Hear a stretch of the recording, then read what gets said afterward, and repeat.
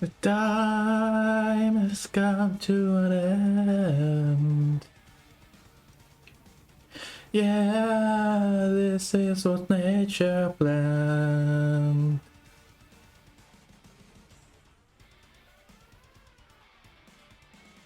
Mind tracked by a starving beast, looking for its daily feast. A predator on the verge of death, close to its last breath. Getting close to its last breath. Rose of nature, and I run when the sun comes up, with their lives on the line. For a while, no choice. Gotta follow the laws of the wild, with their lives on the line. Your choice. Out here only the strong survive. It's done, survive to see another day. The game of life, the hunter and its such a prey. No guarantee which of them will succeed, strong or weak.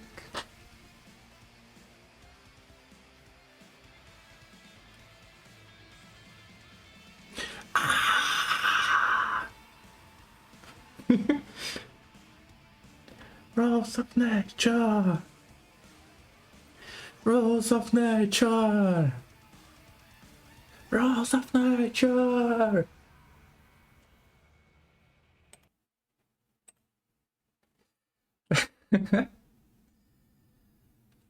О май гад. Простите, но я должен был. Это... Мне эта песня в голове заела. Я не могу. Я ее постоянно напеваю. Надеюсь, я ваши уши не сильно повредил своим пением. А ведь когда-то я должен буду провести караоке-стрим. Что самое интересное. Ой, как вы тогда будете сидеть? Непонятно. Нет, я не пьяный. Хотя был бы не прочь. Тогда бы я еще больше пел. И мне было бы классно.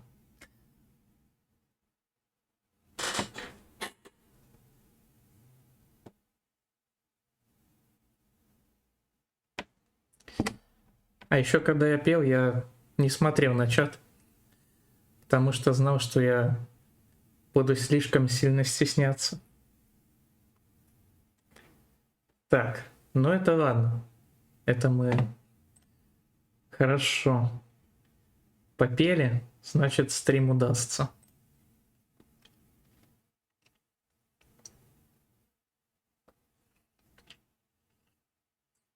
Но тему Мистрали я слушать не буду, потому что она меня вчера вогнала в тоску.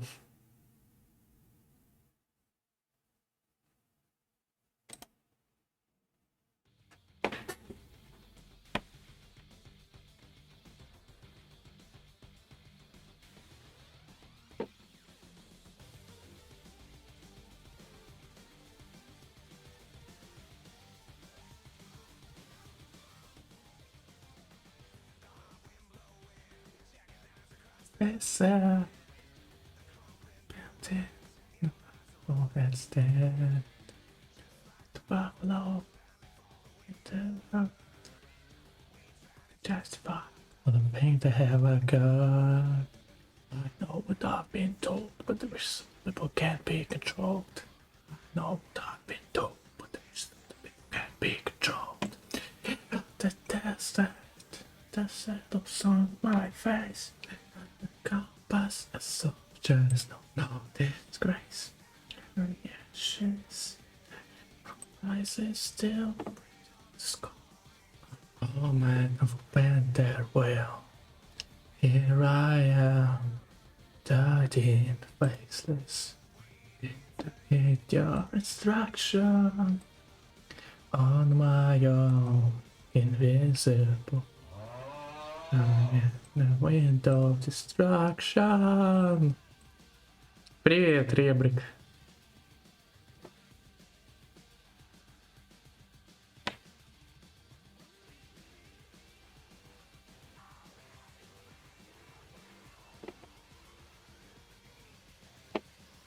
Обои. Это круто. Justice. Got to place. Without trees. Тьфу ты, я испугался.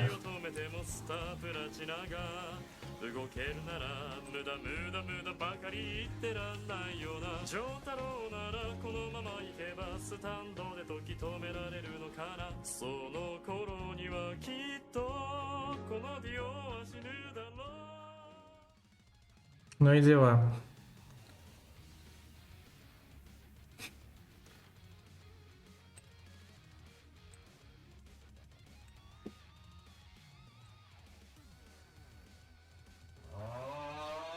Wash away the anger. Так, а как мне окошко нормально сделать? Transform myself in rain. Down on the terrain. Wash away the sorrow for the stains of time. But there's no memories, it's only dry inside. Да, куб. Вершина 3D моделирования. Deeper to a peaceful life, and it will come. Pour it out of pain. Pour it down on me. And it will not let up until the end is near. And it will come from the darkest day. And my final hour. It will never rest until the skies are clear. Until it finds my dreams have disappeared. Извините. Не знаю, мне хочется под это петь.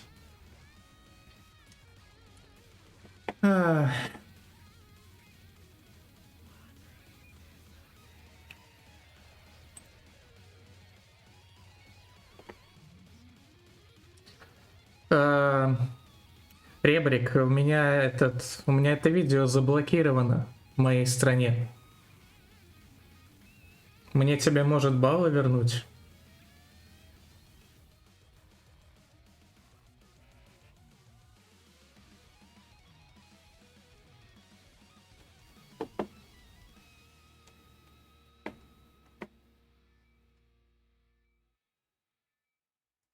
Ну, пишет, что кто-то там типа заблокировал видео в вашей стране.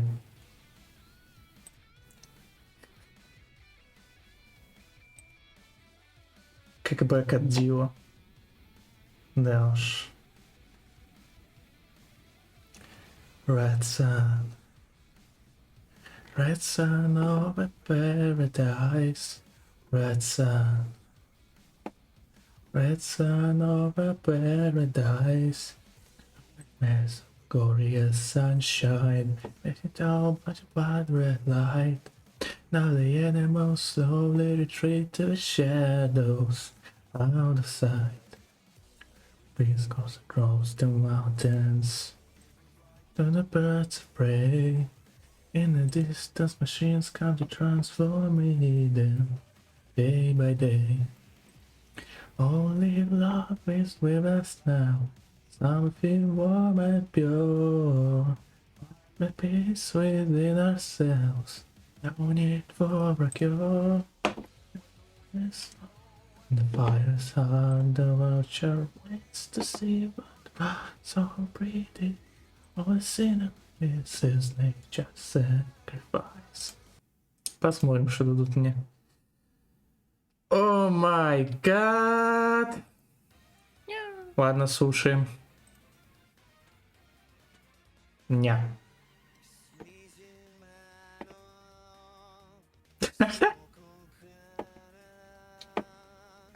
Так, вообще мне сейчас надо открыть туториал, по которому мы будем учиться блендеру.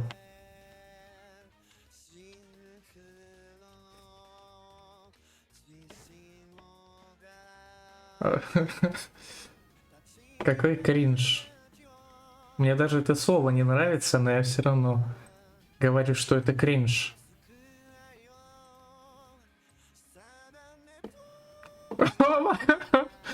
Вот это он, конечно, на высокие ноты тянет. Как будто скрипит половица. Та-та. О.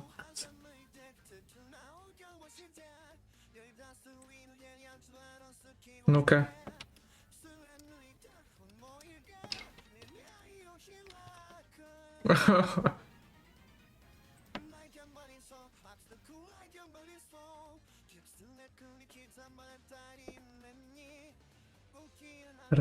И на их окориноке сна нигишимете.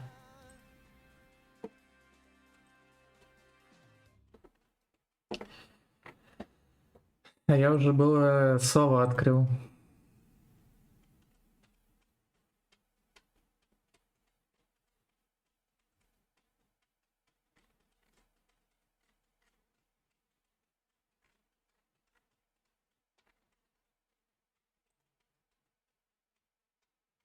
If you've just opened Blender for the first time and then you've tried to do things, maybe trying to see how far you can go without getting help, you might have discovered you need help immediately.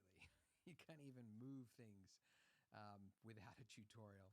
But the good news is you don't need to learn everything that you can see, right? I, for example, have been using Blender for 8. Так, это я включил. Па-па-па-па. Нет, это не то. Верни назад. Где? Вот.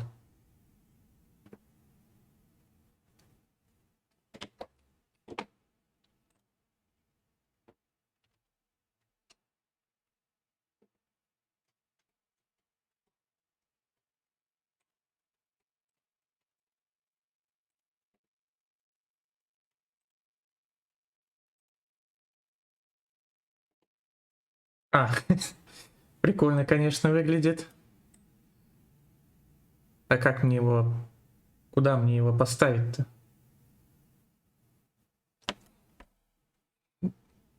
Вот это проблема. Я понимаю.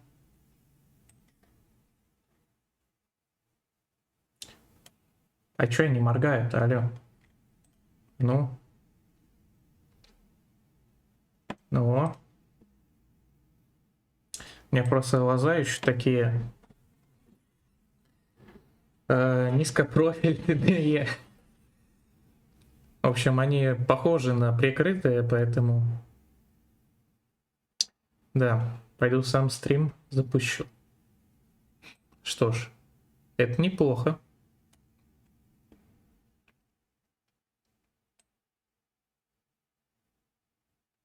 Блин, а как мне его разместить-то на экран?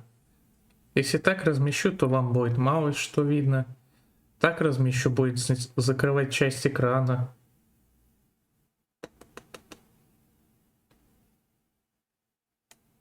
Ну давайте пока так сделаю, а там посмотрим.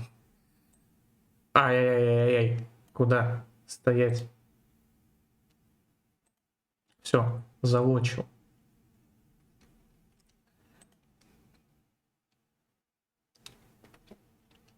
Нет, оповещение сделай. А еще лучше заведи себе бота, который будет сам оповещение рассылать. Даже если ты не надеешься, что к тебе кто-то придет, все равно оповещение в Дискорде вещь не лишняя. Ну поехали.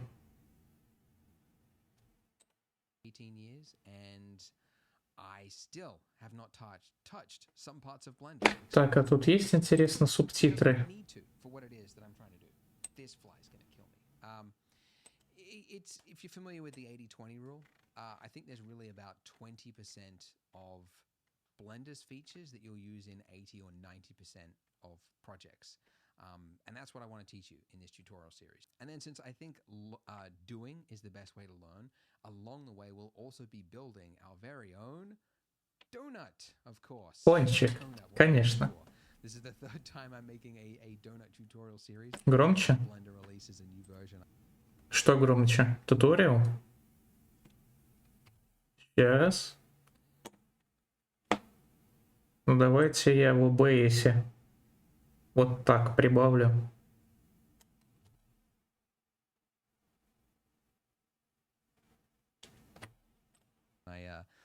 Так, нормально или еще? If you finish this full series, you will end up with a donut that looks very similar to this. So let's get started.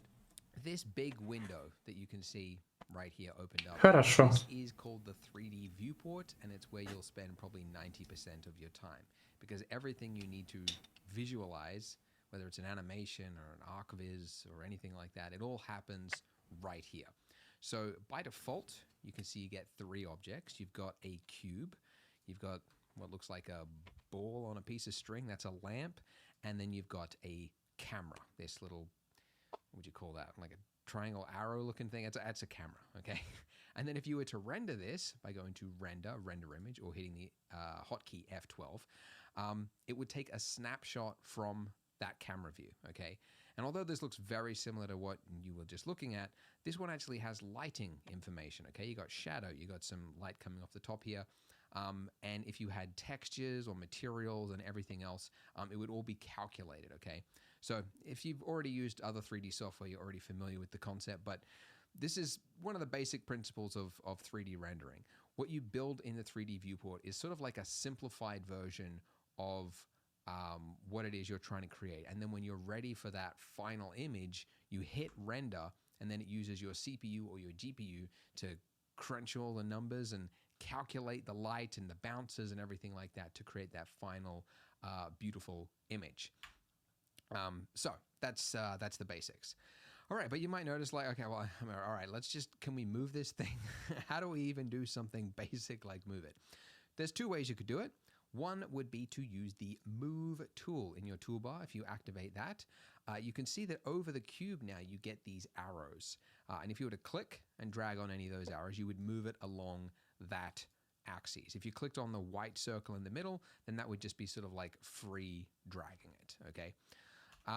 Now, you could do it that way, but actually, I never do it that way, because it is far easier to just learn the hotkey, which in this case is G. Котики. Okay, so if you Прикольно. hit G, your cursor doesn't have to be anywhere near it, and I'm not clicking. My hands are off the clicker. It's just attached to your cursor basically the moment you hit G. And then if you just do a single left click, it will confirm Кнопка G. So G, click. And my cursor could be anywhere, right? And I can do it, which is actually good, because you don't have to like think about where is my cursor. Do I have to like get it on here and then hit it? No, it's really, it just allows you to work really fast. Excuse me while I get a drink of water. I know I'm only Не ешь котиков, они не хлебушки. All right, anyways. Now, one thing you're missing with this is those axes lines, like being able to move it along a specific axis is actually a really common action. You want to use it all the time. And you can do that after you have hit G by typing the letter of the axes. So there are three axes, and the axes letters are X, okay, which is the left and right, Y, which is back and forwards, and then Z, which is up and down. Some 3D softwares call the Y-axis the up and down, but Blender's it's the Z, the blue one. Alternatively, you can also, as you're moving it, if you hold down on your mouse, on your scroll wheel, if you push in, that's called the middle mouse button, push in until it clicks, and just hold that, and you can see you get this little line that draws out, and then you can just drag it to the nearest line, nearest axis, and it will automatically snap. Так, ну это ладно. Что у нас тут вообще есть? Pretty cool. Not too bad. Rotate scale, Okay, so that's orbiting. things. Now let's talk about the next thing you probably want to learn is like, how do I actually move my view? Like, how could I look and explore the rest? Вот это да, хорошо. That is also done with your middle mouse button. Okay, so if you click in on your scroll wheel until it clicks, you are orbiting. That is how you orbit. And my laptop people with trackpads, you are panicking right now because you've just realized you don't have a middle mouse button. You can do it in a pinch by going to the top right-hand corner. There's a little gizmo, And if you just click and drag on that, you can see that you are able to free rotate around. Alternatively, you can also go edit preferences, and then underneath input, if you click emulate 3-button mouse, this will enable you to holding down Alt. If you then hold down left click, it just does the same thing as the middle mouse button, which is pretty cool. It's not bad. Whilst you're here, by the way, you might also, depending on the size of your screen, you might want to change the resolution. Ого-го-го. Куда ты поехал, мужик? You can see that my buttons and the text is really small.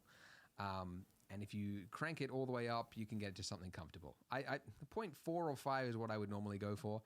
And by the way, I'm snapping it. Like as you're dragging something, if you hold down Control, it's using incremental. Это может привести к кружению головы. Если постоянно так свой интерфейс растягивать и сжимать. Круто, да.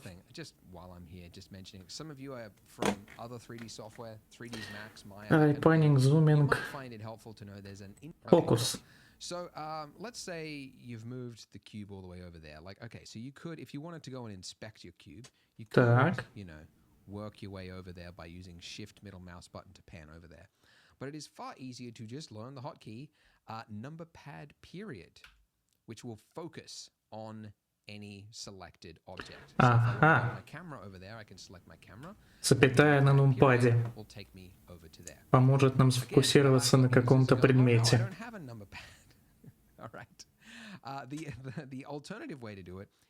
Ну-ка, признавайтесь, у кого нет нумпада. That brings up a pie menu with a bunch of view options, and view selected is focus. View selected will take you there. Okay, cool. So we've learned orbiting with middle mouse, shift middle mouse to pan, and then control middle mouse to zoom in and out or scroll. The other one you probably want to learn is align your view to axis. У меня нет ничего. Это печально. How did this happen? So you can go to bring yourself the right way up just by clicking one of these letters on your axes up here. Align view to axis. I'm now the right way. Properties, outliner, camera view. I'm just focused on a weird part of the scene. Outliner? Что за outliner? Now at the top here, we have got a outliner. So this is keeping a running inventory of everything in your 3D viewport at the moment. So we've got 3 objects. Инвентаризация. Я даже не знаю, что это такое, но предположу, что это перечисление всего, что есть у тебя, переучет, так сказать. Камера view. Oh, by the way, I just accidentally tapped number pad 0, which is how you can look through the camera view. Ага, number pad 0. И камера icon тоже. Ну-ка, признавайтесь, кто из вас не знает английского языка.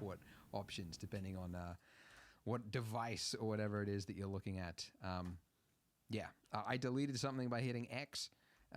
You could also do it by hitting delete. By the way, I'm throwing a lot of keys at you, keyboard shortcuts. It's a lot to take in, especially when you're starting. So I created. У него, кстати, в описании есть ссылка на PDF-файл с горячими клавишами. Но мы, естественно, его скачивать не будем, потому что зачем? Мы учимся сейчас, в этот момент, мы ничего не забудем. Ну, я, конечно, могу забыть, но я постараюсь, чтобы этого не случалось.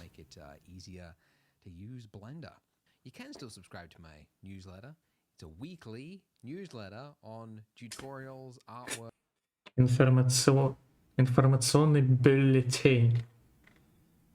Как часто вы слышите слово бюллетень? Я, наверное, слышу его в первый раз за несколько месяцев. Если я, конечно, вообще слышал его в этом году. Бюллетень. Так, ну, в принципе, мы научились, как перемещаться. Следующее — editing. Вот это уже интересно. This tutorial series was brought to you by my company Polygon. Team High quality models and textures. as we can. All right, enough faffing around, as my late grandfather would say. Enough faffing around. Можно будет потом сделать звук с этим. Enough faffing around. We have learned the basics of the interface, all Так, the куда? hotkeys are fooled around. Now we're going to start building that donut. Okay, so we are going to delete our default cube, which is just the delete key, or X, which is the older shortcut, and we're going to replace it with something new. So to add a new object in Blender, you need to go up to Add, up here, and you get this long list, or you can hit the hotkey. Поставлю-ка я... Shift A. And truthfully, most of these options, wow, a lot of the options you rarely use. Like speaker, I don't think I've ever used. Most of the time what you're looking for is mesh, because to render anything, you really need to start with a mesh. Like if you followed like a character tutorial, you might be surprised when they're like, all right, start with a cube, and then, you know, we'll bip-bip-boo, and we'll... Вау, вот это он быстер. From that, right? But you have to start with something. So usually you pick the object which most resembles what it is you're trying to create. And in this case, there's a really easy one. It's the donut-shaped one. The torus. Torus. Torus. I never would have learned. Это Тор. Если кто не знал, вот так на самом деле выглядит Тор. Не тот, которого вы видели в комиксах, не тот, который видели в фильмах. Это Тор. I would have called that a donut, but evidently the mathematicians decided they need a special word for it. Okay, when you add an object and do certain actions actually in Blender, you get options straight after adding it, okay? But they're kind of hidden because they're trying to stay out of the way unless you need them. And it's down there in the bottom left-hand corner, there's a little box, which if you click it, it expands. And then you get options like the resolution, the size of it, and everything. Now, if you don't see that box, it's probably because you accidentally clicked off it, okay? It'll only show it after you've just added it. If you click off it, it assumes you're fine with it. You're good, okay? Now, if you haven't done another action since then, if you haven't edited it and clicked on something else or whatever, you can temporarily bring it back for one last time, really, until you do something else, with F9. Okay, so F9 will bring those same options back. F9. Basically. Запоминаем. Я не запомню это. Да я не думаю, что я буду... Как-то еще... You want to know this maybe, but this is the third time I've made this donut beginner series. Every time there's a new version of Blender, I make this series again. This is number 3. And basically, for the last 5 years of my life, I have been seeing every day on Twitter when somebody tags me in their donut render. And I've become very good at realizing the attributes that make donuts look good. Госкрим. Скрим. Извините. Гострим по JavaScript или Python. И что мы будем там делать? Мне же нужно какой-то проект. Что мы будем программировать? Или по плюсам?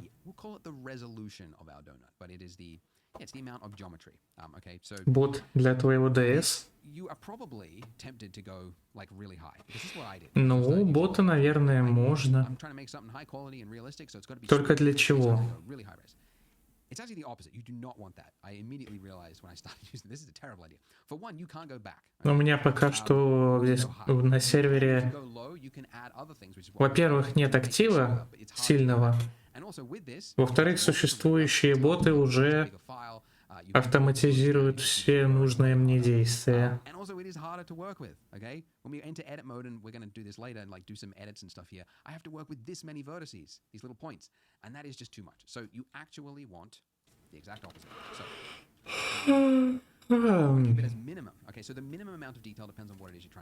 На момент пончик превратился в шляпу.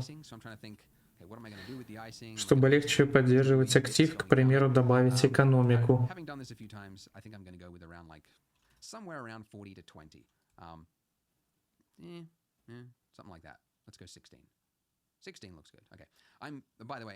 Проблема в том, что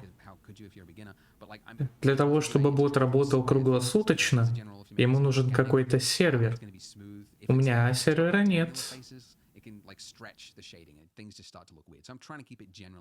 Ну, по крайней мере, я так полагаю.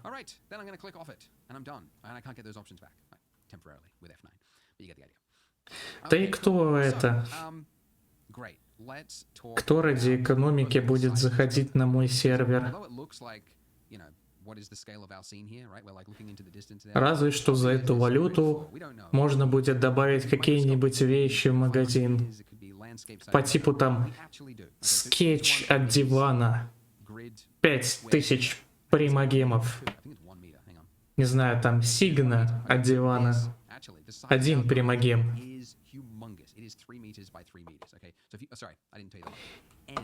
3D модель кубика. 0 примагемов. Что еще там?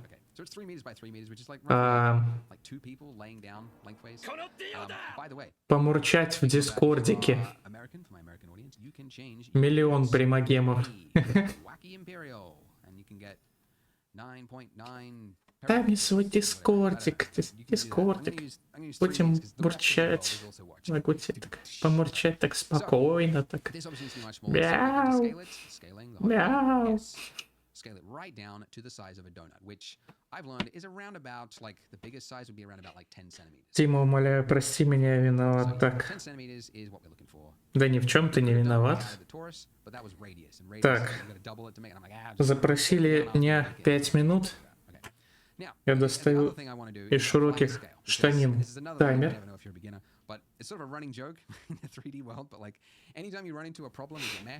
Ну погнали, не. Tend to perform wrong, like modifiers and other things like that. So this scale here should pretty much always be 1 if you can, yeah, try and make it always 1 roughly speaking. So to apply your scale, you go Control A and then hit scale. Okay, so Control A for apply and then scale. And now it is 1. Nothing has changed, but it just means things will work better in the future. Если ты извиняешься за то, что опоздал на стрим, Сэндон, то ничего страшного, не. Okay, so how do we get rid of these jagged lines? Because that's probably your next question. How do we get rid of those jagged lines? There are two types of shading in Blender or in 3D: flat and smooth. So by default, it is плоская, гладкая. Just right click and then hit. Ну, я думаю, что если я засуну свою модельку в Blender, плоская на ней просто не сработает. Шутка про грудь.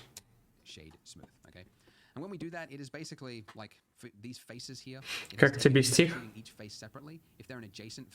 Ну, он неплох.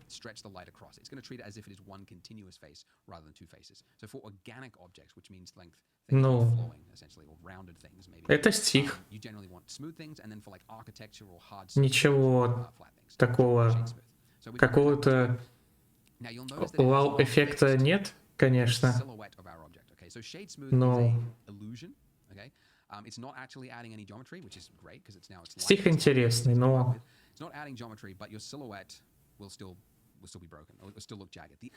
когда стрим по доте, в смысле стрим по доте? Вы что, хотите стрим по доте?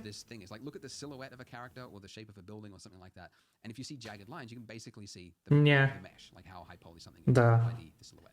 So we can fix that with something called a subsurf operation, okay, or subdivision. Знаешь, что я тебе скажу, кукушка, насчет доты? Так, стоять. Что-то я заболтался, а мы так-то должны свой пончик строить. Правильно? Так, что он там говорил? Удаляем куб. Добавляем тор.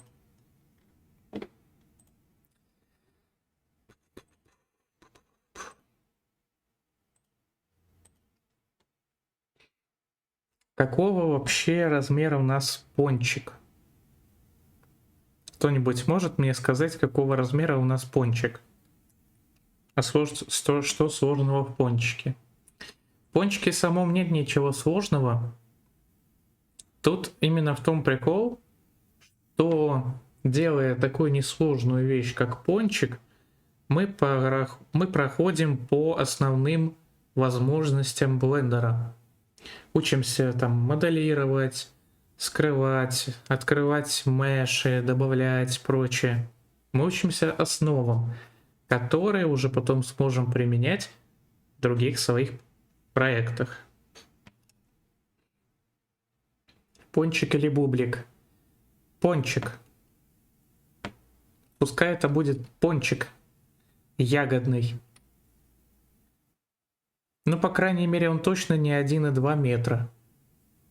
Если я сейчас вот достану свою линейку и примерно вспомню, какого размера пончик, то он примерно, ну, 10 сантиметров. Но 10 сантиметров это прям огромный пончик. Я бы сказал, что, ну, ладно, пускай будет 10.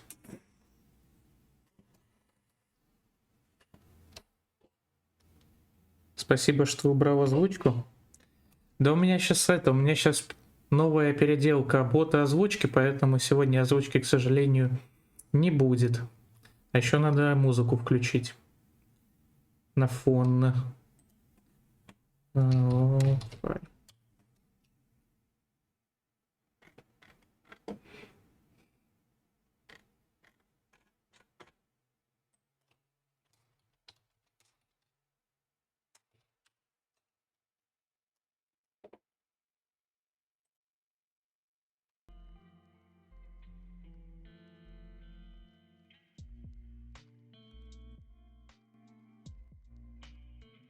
Пойдет.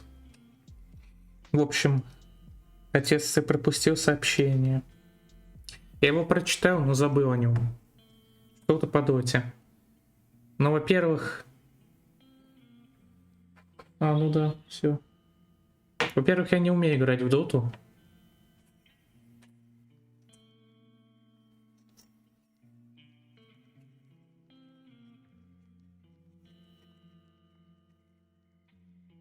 Так что непонятно, зачем вам вообще этот стрим по доте. Солнце светит, и день короче. А разве уже было весеннее равноденствие? Хотя, стоп, после весеннего равноденствия все равно ведь день становится длиннее.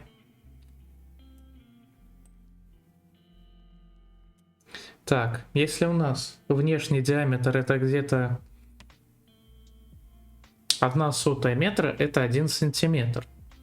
Соответственно, нужно 0,1 внешний. А внутренний тогда 0,07. Но он получается какой-то худой совсем.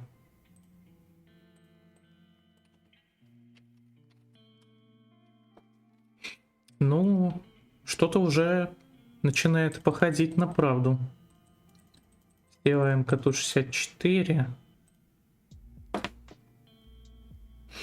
Внешний диаметр что-то маленький. Какой еще исповедь новичка? Исповедь новичка была бы хороша в виде, допустим, видеодневника. Если бы я учился играть в доту, что-то постигал. Но мне не хочется учиться играть в доту. Пока что, по крайней мере.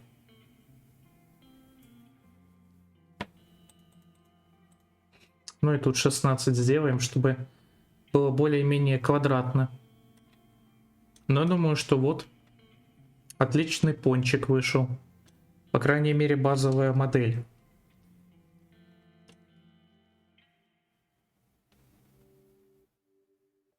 Я считаю внешний диаметр 10 сантиметров отличным размером.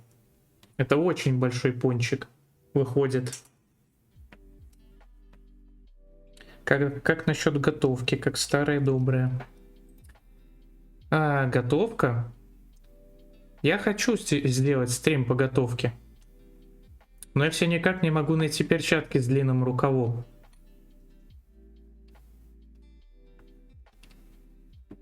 Чтобы рук не было видно. И типа в них готовить.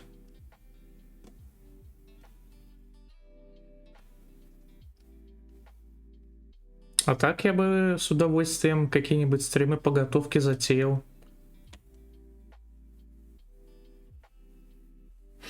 Готовь ножками. Ага, сейчас. Давайте сохраним. Допустим, в документы. Сделаем в документах папку под названием donut. Пончик. Зайдем в эту папку и назовем этот файл donut blend. Все. Я бы как раньше с радостью посмотрел, как бородач готовит. Ты меня сейчас смутишь.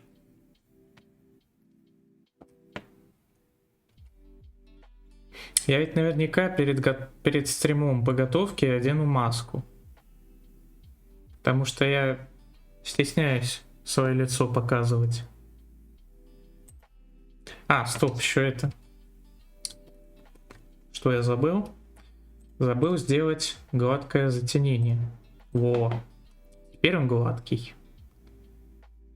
Как попка младенца. Ну, давайте смотреть дальше.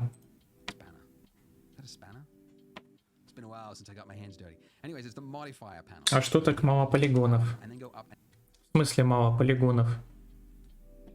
Я не считаю, что полигонов мало.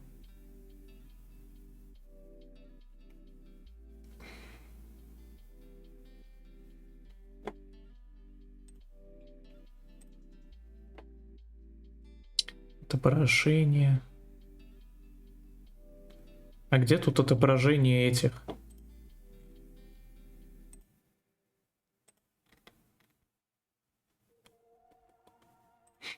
Где-то же можно включить, чтобы показывалось количество фейсов там. Количество фейсов. Ага. Количество граней.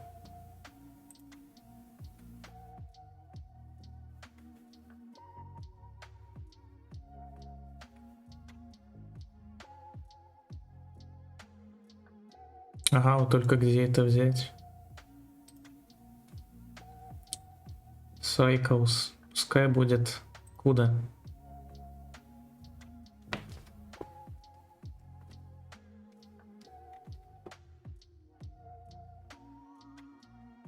Ладно, пока оставим так. Но где-то же все равно должно это отображаться, верно?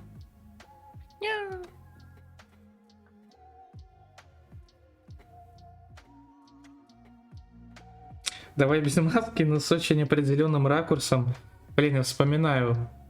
Был у меня как-то стрим по готовке. И я типа наклонился. То ли что-то из духовки достать, то ли что. И Ребрик вроде бы в чат написал: я вижу твою ass. Fellow brother. Ну или что-то в этом роде. Жесть, конечно, я тогда смутился. Спасибо за поглаживание. Не.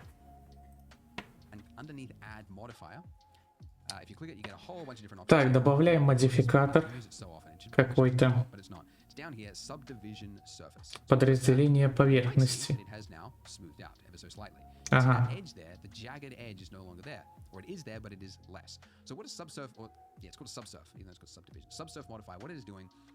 Is for, and I'm going to temporarily turn this off by that little icon there. That's viewport. So if you uncheck that, it's disabling it for your viewport, and that one is for render. If you want to disable it for your render.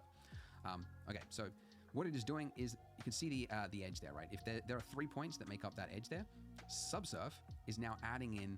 It's doubling the amount of detail across the entire mesh, not just the silhouette, the entire mesh. Every single point. Он объясняет, как работает подразделение поверхности. То если у нас есть 3 точки, он между каждыми двумя добавляет еще одну. И как бы округляет поверхность. То есть, вот смотрите. Видите, я выделяю. Вот у нас тут, кстати, курсор мой видно, нет? Скорее всего, нет. Свойства. А, стоп. Что? Отмена. Окей. Так, что я вообще делаю?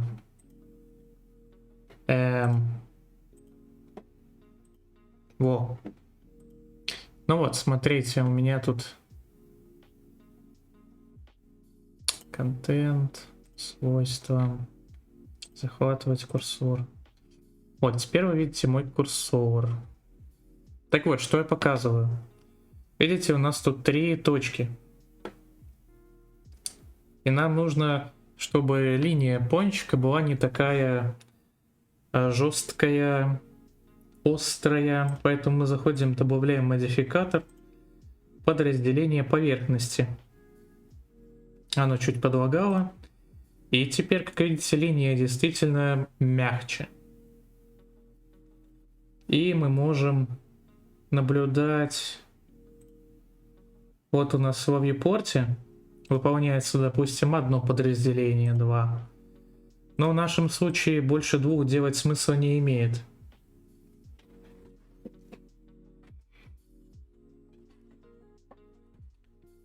Где острые части у пончика? Но они не острые, они угловатые. Видите, что его контур по бокам угловатый. Чтобы этого не было, мы включаем модификатор подразделения поверхности. Соответственно, каждый уровень разделяет одну грань на 4, по-моему, новых.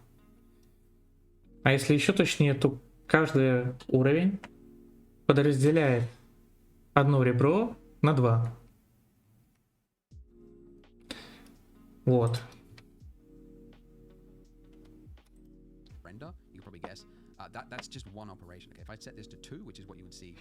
Ну вот тут тоже это объясняет. It's doing it again. Okay, so it's, I guess the word's exponentially. It's exponentially adding detail every time you add this. So it's going to do it again and again and again. So obviously you don't want to go too high because otherwise your render times will be crazy. And yeah, you just want to keep it as low as possible. So often I keep it 1 or 0 whilst I'm working in the viewport, and then for the render I keep it at like 1 or 2 or something. Anyways, all right, okay. So we're spending a little long on this, but I need to just give you some background on how to make things look smooth without really going high res. Okay. У него пончик прям это гладкий-гладкий.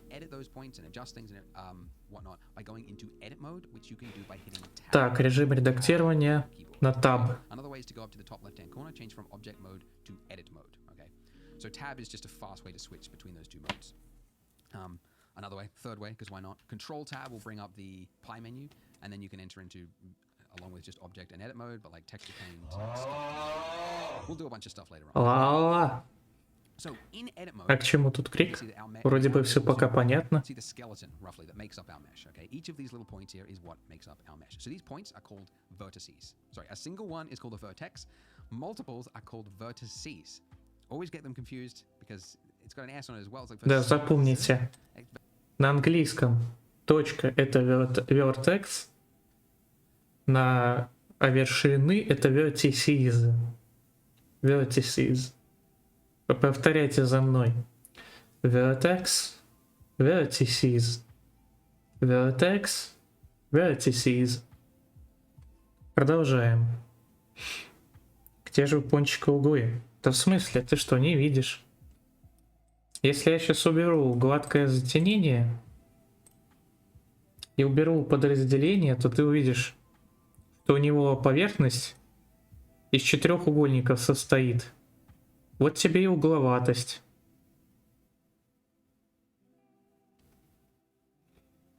И для того, чтобы он не был таким угловатым, во-первых, мы делаем гладкое затенение, а во-вторых, подразделяем поверхность. Ну да, я же убрал подразделение. Ну вот, смотри. Увеличиваю уровень подразделения, я увеличиваю количество граней. Круги тоже из них состоят. Какие круги? Круги не состоят из полигонов. Круги это неделимое что-то.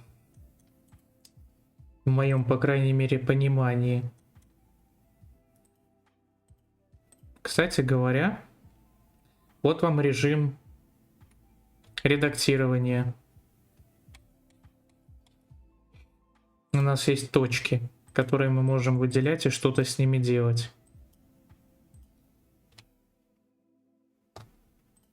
Vertexes, it's not vertexes, it's vertices. Anyways, these little points make up our mesh, and on each of these Нет, это еще не скульптинг. До скульптинга мы пока не добрались. You can make a face. Okay, so if I just delete, I'll just hit X and I'll show you what it looks like without a face. Okay, so between each of these points there. Смотрите, он удалил одну грань, и вот у него образовалась дырка. Почему дырка округлая? Как раз из-за подразделения поверхности. I'll add another one with F. There is a face. Okay, so all the points together make up a face, and then that makes up your mesh. So what this means is that with these points, if I want to change the look of my mesh, I can take some of these points and I can move them, okay? And you use the exact same hotkeys as you did before. So to move something, it is G for grab. Okay, so if I move this up and then go back out of object edit mode to object. Он создал пупырку на пончике. Okay, pretty handy. So I could do that, right? I could tweak the shape of my mesh. Okay, so let's say like I wanted to, you know, like make my donut look kind of like lopsided, or like add some detail, because this is necessary, by the way. Your brain, when it thinks about objects, because you've seen them so many times, it simplifies it in your head. You think of a donut as being round, but it's bumpy, it's lumpy. It was thrown in the fire. The guy who like made the dough, it was all lopsided. But in your head, you just think of it as a round circle. Да, The да. digital world will always give you the perfect thing. So you need to go in and add those imperfections. There's an old quote. Нарисуй на пончике маме. The digital perfection. А разве на пончиках рисуют? Мне кажется, нет. Разве что, когда мы будем делать глазурь, на глазури можно будет что-нибудь написать. Это да. Yeah, I don't know. It's very, very true. So think of that. So anyways, we need to add some lumps to it and make out the lumps up. So if we held down shift, we could select multiple points, and then we could drag these out. I could do this. I could, you know, slowly go through it. Now this is tedious, as I'm sure you can see. Clicking, lots and lots of clicking, little points, little points. And that's really because that's not the way I would do this. Ну да, по одной точке не будешь редактировать. And that is proportional editing. Пропорциональное редактирование. Key for that is O. Turn that on and off. What this will do is that now when I rotate scale or hit G to grab and move it, now it's actually grabbing vertices around it and it is moving it together as a whole. Now by default, your proportional size is really high, okay? So if I scroll up, I can gradually bring the fall off down to... Можно изменять радиус пропорционального редактирования. Ня. Будем рейдить Софу. Но если он будет стримить настолько долго, то может быть и зарейдим. What you're looking for is something like a 0.04. If you can't see 0.04 meters, just keep scrolling up until you see it. And if you are on trackpad, because those people also got stuck, because they're like, how do I scroll while I'm doing it? All you do is on trackpad, you tap G, then do a single click, and then down here in the bottom left-hand corner, you've got those options again. And then you could adjust your proportional size to like a 0.04. And then if you move, you should see the correct proportional fall off. Okay. Really, guys, invest in a mouse, please. Вложите деньги в мышь. Хороший совет от гуру блендера. Вложитесь в мышь. But like you're doing stuff in 3D, you gotta have a mouse. Come on. All right. Okay, so now that I do this with my fall off radius, and if I just scroll up and down, I can adjust and I can make my donut look however I want, much more easily. Okay, make this part go out. Maybe make this part have like a little lump that's sort of skew if like that. Maybe this middle part. У него, кстати, пончик прям это, как бублик. Очень и очень толстый. С другой стороны, это объяснимо, потому что в их представлении пончик это просто как бы кружок из теста, который кинули в масло. И он, естественно, там распушается и все такое. Почему вы не переведете ролик? Но у меня тут субтитры как бы, по идее, вам же видно субтитры? Да, вам видно субтитры. Правда, видео маленькое, так что, наверное, вам не видно субтитры. Но там просто я субтитры на русском включил. Да.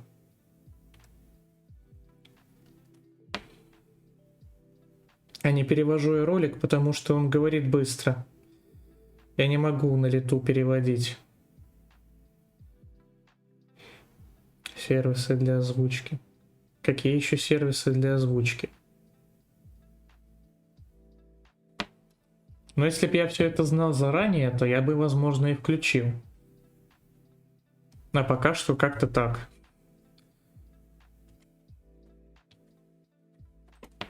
What's on that side? And this is maybe a little bit too far. Just sort of playing it by eye. But I have to keep this for the rest of the donut, for the rest of the tutorial. So I'm trying to do it well.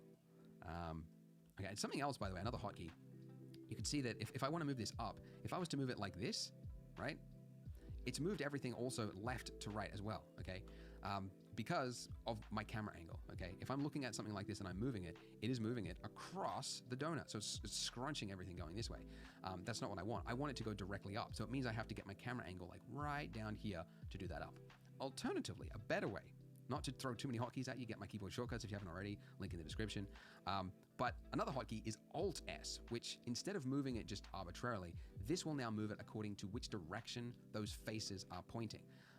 And this is actually perfect for this exact case because we've got, points, rounded around it. And it's just, yeah, it's tedious. В общем, Alt-S позволяет вам двигать точки перпендикулярно поверхности. Наверное. Давайте попробуем. Я не котирую Яндекс.Браузер.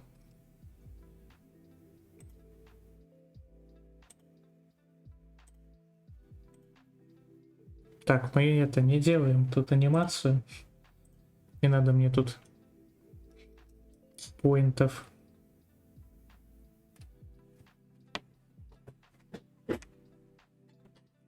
А почему тебе? Почему я не могу выбрать цель для рейда?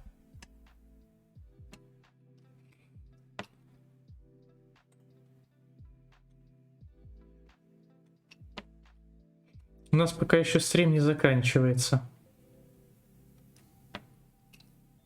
Как будет заканчиваться, так и определимся. Вот у нас, собственно, мы двигаем точку. Можем сделать ему вмятину. Вау. Мы сделали вмятину в кончике. Так, Alt-S. Ну да, действительно.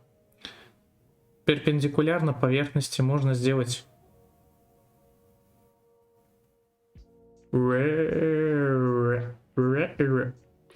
Так, в общем-то да.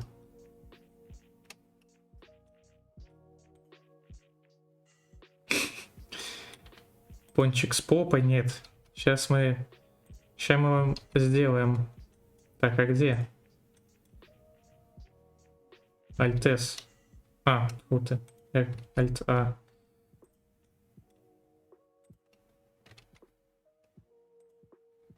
Вот это пончик с попой. Правда, она не пропорциональна и неравномерна, но это хоть какая-то. Почему вы не котируете Яндекс.Браузер? Потому что он сделан Яндексом. Поэтому и не котирую. Потому что он устанавливается без твоего ведома. Работает без твоего ведома. И прочее. Столько раз мне его удалять приходилось. Поэтому я и не котирую Яндекс.Браузер. Он мне не нравится. Яндекс украл вашу оперативную память. Яндекс украл у меня, блин, свободу установки приложений.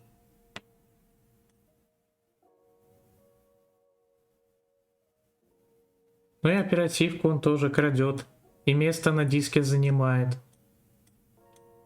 Я сам разберусь, каким мне браузером пользоваться, Яндекс. Не лезь ко мне в душу. В любом случае, нам сейчас нужно сделать наш пончик менее идеальным. Потому что сейчас это идеальный Тор. Как бы это странно ни звучало. Поэтому мы увеличиваем радиус. Вот так примерно.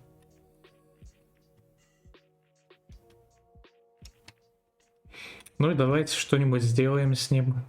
Там вот тут сделаем небольшое, так сказать, утолщение. Тут его там чуток приподнимем.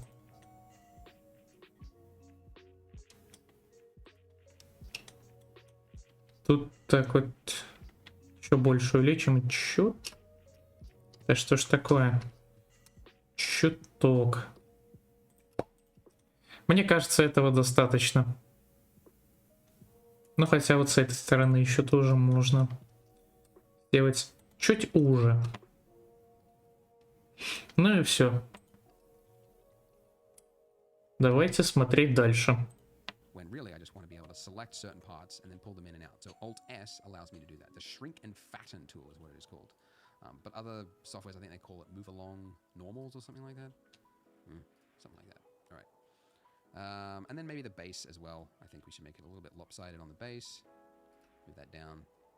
Something like that. Now there is a sculpt tool, which we'll talk about when we get to the icing, that could also do this. Во. That is not the point of this tutorial. Скульптинг будет, когда мы доберемся до глазури. So I'm just doing proportional editing because, to be honest, like this proportional editing is perfect for this kind of thing. Yeah. Cool. So it's just entering into edit mode to do your changes, going into object mode to see how it looks, and then swapping back out with tab again. And that's really all it is. I think this is too thick on this side now. Too lopsided. I went too far with the imperfections. But that also comes into like the style of it, of what you're doing. Yeah. Something like that. Oh, by the way, another side point I just mentioned, we're talking about object and edit mode, okay? A big problem a lot of beginners have that I find is that later on, you'll be like, I'll say, all right, so select your lamp and your camera or something like that. And they'll be like, oh, I can't click on it. What's happened? It's because you are still in edit mode, okay? Edit mode means you cannot click on anything else other than the object that Я не буду заставлять Яндекс ничего делать. Они сами должны осознать свою ошибку и исправиться. If you can't click on things, just remember, check what mode you're in. You're probably in edit mode. Switch to object mode and you'll be fine. Okay, just to finish on something completely random, because why not? Just throw it in there just as a little Easter egg for those of you that made it to the end of the video. Here's something cool. If you go to select, there's an option there for select random, and this will just select at random vertices on your mesh, and then you've got a little ratio thing you could change down the bottom there. Then, if you used Alt-S, you would basically make a lumpy looking Oh my god. So it's kind of like a quick way. If you wanted to make a lumpy looking donut, you could do it that way. And also, if you change the fall off type, okay, so this is that ring, that little circle that goes around it, right? If you changed it from the smooth one to sharp, then you would make it something else, like a. У него получился какой-то It ежик. actually looks better without the subsurf and like flat. It's like, no, it does not. Okay, I don't know what I was thinking with that. Anyways, all right, just something random to finish on. Okay, so play with your donut, get something that you like, and then join me in the next part as we do the icing. So click here. Подожди, какие еще ошибки? Пока что ошибок нет. Ты какие тут имеешь в виду ошибки?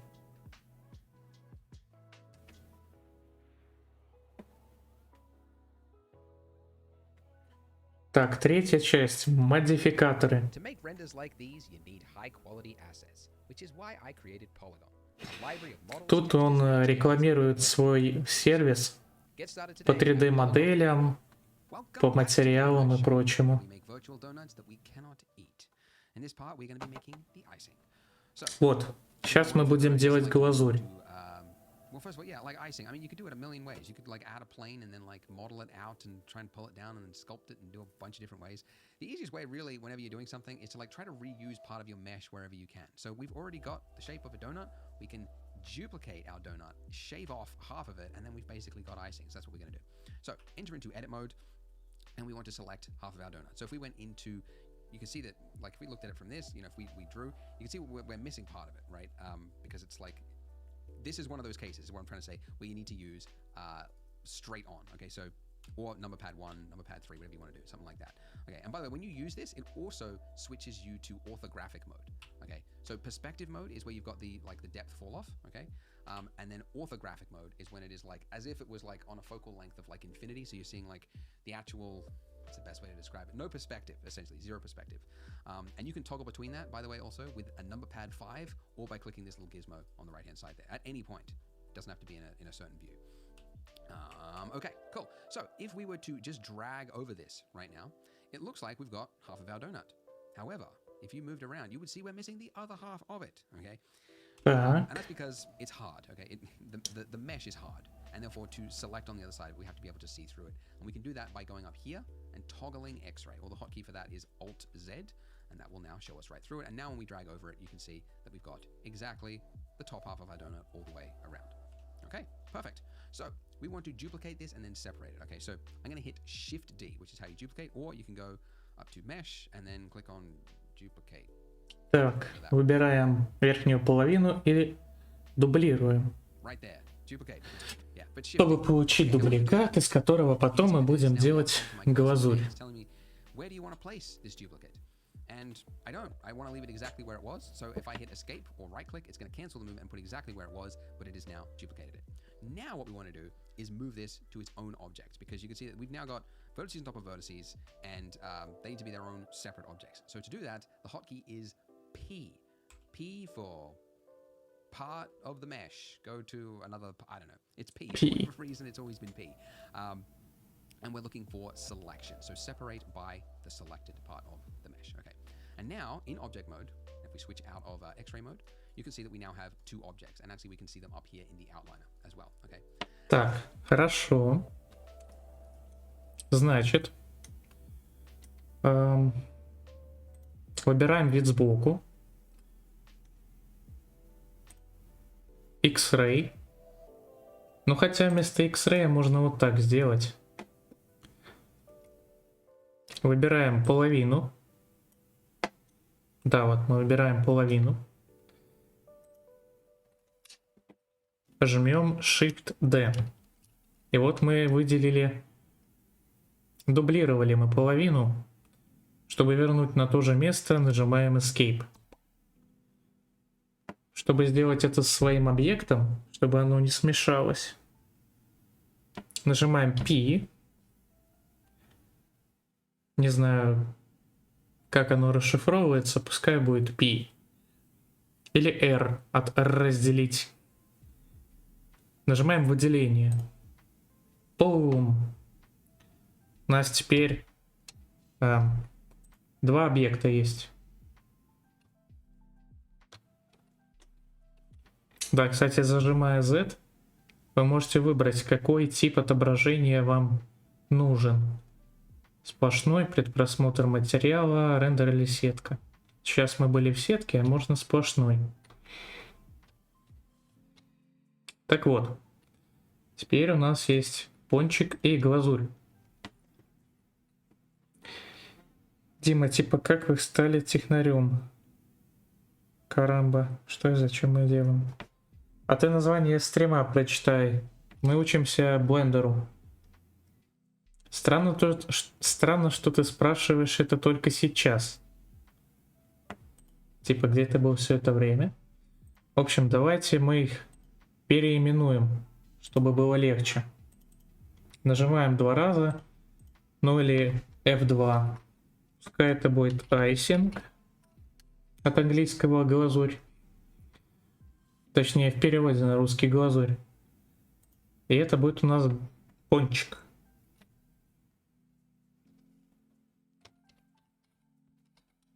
Если вы, кстати, заметите, то слово пончик состоит из двух слов. Dough и nut.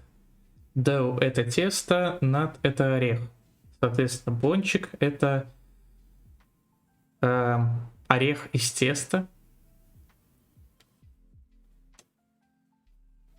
Фиг его знает. Что мы делаем на этой стадии урока? На этой стадии урока мы делаем глазурь для пончика, которую сверху вот так наливают, и она такая мягкая, вкусная. По сути, это то, чем сверху поливают пончик. Это глазурь называется. Она может быть шоколадная, ягодная, фруктовая просто. Хоть банановая. And now just very quickly, because I know that some of you will have just messed up accidentally, and you are now screaming at the screen, oh no, how am I going to fix this? When you did this... Бедный пончик, его били ногами об пол. Нет, его не били ногами об пол, просто в реальности пончики несовершенны. И чтобы имитировать несовершенность нашего пончика, я сделал на нем такие выбоины. Да. Accidentally did a single click. If you clicked something else, you've now got mesh on top of a mesh, and you don't know which vertex is which. Like, which is the one that was the one that you just made, right? Or which one is the actual donut. So if you ever run into this problem, what you can do is to select only things that are connected, because these are no longer connected, right? There's bits that are not connected. It's Control L, or just mouse over and then just hit a single L. L for loose parts. Is it? I don't know what it is. Link. Oh, it's linked. Okay, select linked. There you go. Then when you do that, you can actually, find the right part of your mesh. Okay, so now I've actually just got just my donut and then just my icing. Fantastic. Можно выделять все связанные между собой точки, нажимая L. Вот. И он выберет все точки, которые связаны с этой точкой. Надеюсь, в жизни вы печете только идеальную выпечку. Так и есть. Все говорят, что моя выпечка хороша. Почему вы просто не побреете нормально руку? Не задавай глупых вопросов. Я никогда не видел, чтобы мужчины брили руки. Давай, не будем уже на эту тему спорить. О, а вот он как раз их переназывает, эти объекты. Я чуть-чуть поспешил вперед.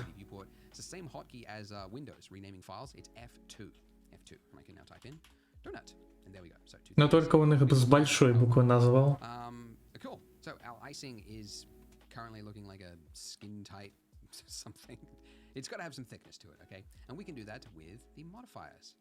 Ага, еще один модификатор. Solidify. There really needs to be a search function for the modify stack, but there's just a lot here at the moment. So solidify. Okay. Now when we do this, you might not have actually really seen much change. If you went into wireframe mode, which you could do by hitting Z and then dragging to the left to go wireframe, or up here, so this is solid view mode, this is wireframe mode, okay? In wireframe mode, we're able to see just the raw mesh without any faces. You can see that it looks like a donut within a donut, but it's got thickness to it, but it is pointing it in the wrong direction. So this offset setting here from -1, we want to change that to 1. And now go back to solid view. Вау, So that is a... у него получился грибок. В общем-то у нас... О, Марии, привет.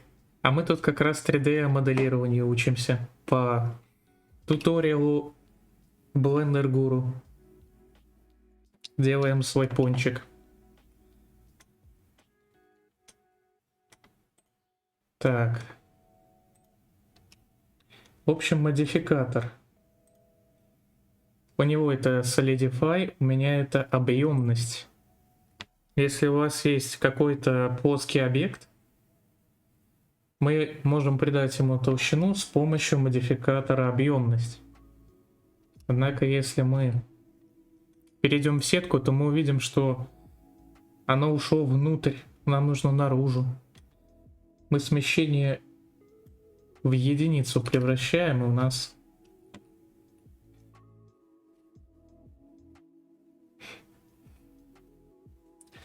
Господь одаривает мужчин не нуждой. Так, Сэнден, все, закрыли эту тему, ладно?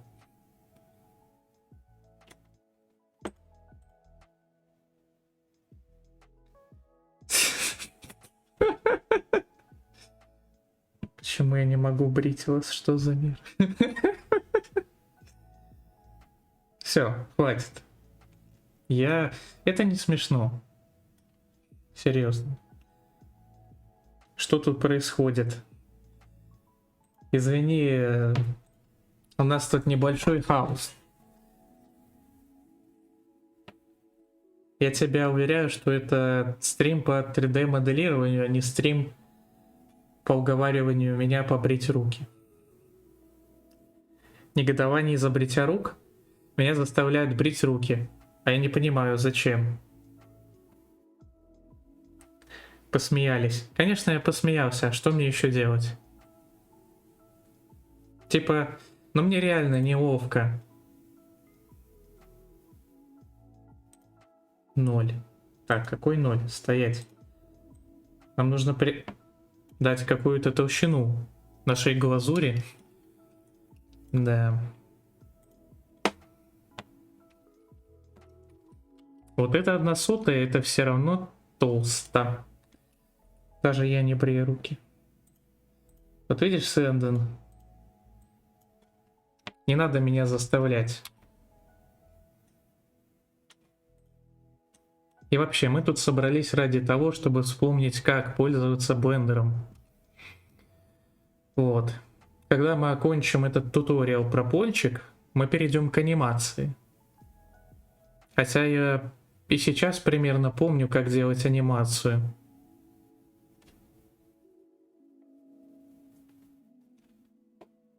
Вот. Потом в конце мы заставим пончик крутиться, ладно. Как бонус. Однако в любом случае, какой он там толщины-то вышел. Как ты себя, кстати, чувствуешь, Моинт? Получше уже? Не развились там эти симптомы сильно? Так, давайте 3. Все равно как-то. Или нормально. Да, получше. Рад слышать. Еще... Ну хотя ладно. Я думаю, что такая толщина глазури вполне позволительна. Потому что я люблю, когда на пончике глазури много.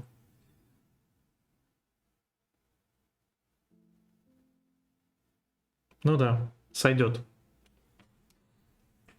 Сижу, рисую тебя.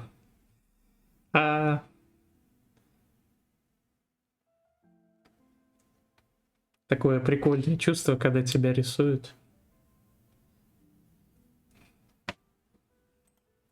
Like a doona of icing. It's a lot. So we're going to turn our thickness down to be something a little more reasonable. And by the way, А как он это делает? dragging these values here. Here's a tip. You can see that it's like really hard. Ощущается. Subtle movements is what I need, but it's moving by a lot. If you hold down shift, that is increment. Ощущается, потому что я много хихикаю, да? Это как и Кать, когда вспоминают, наверное.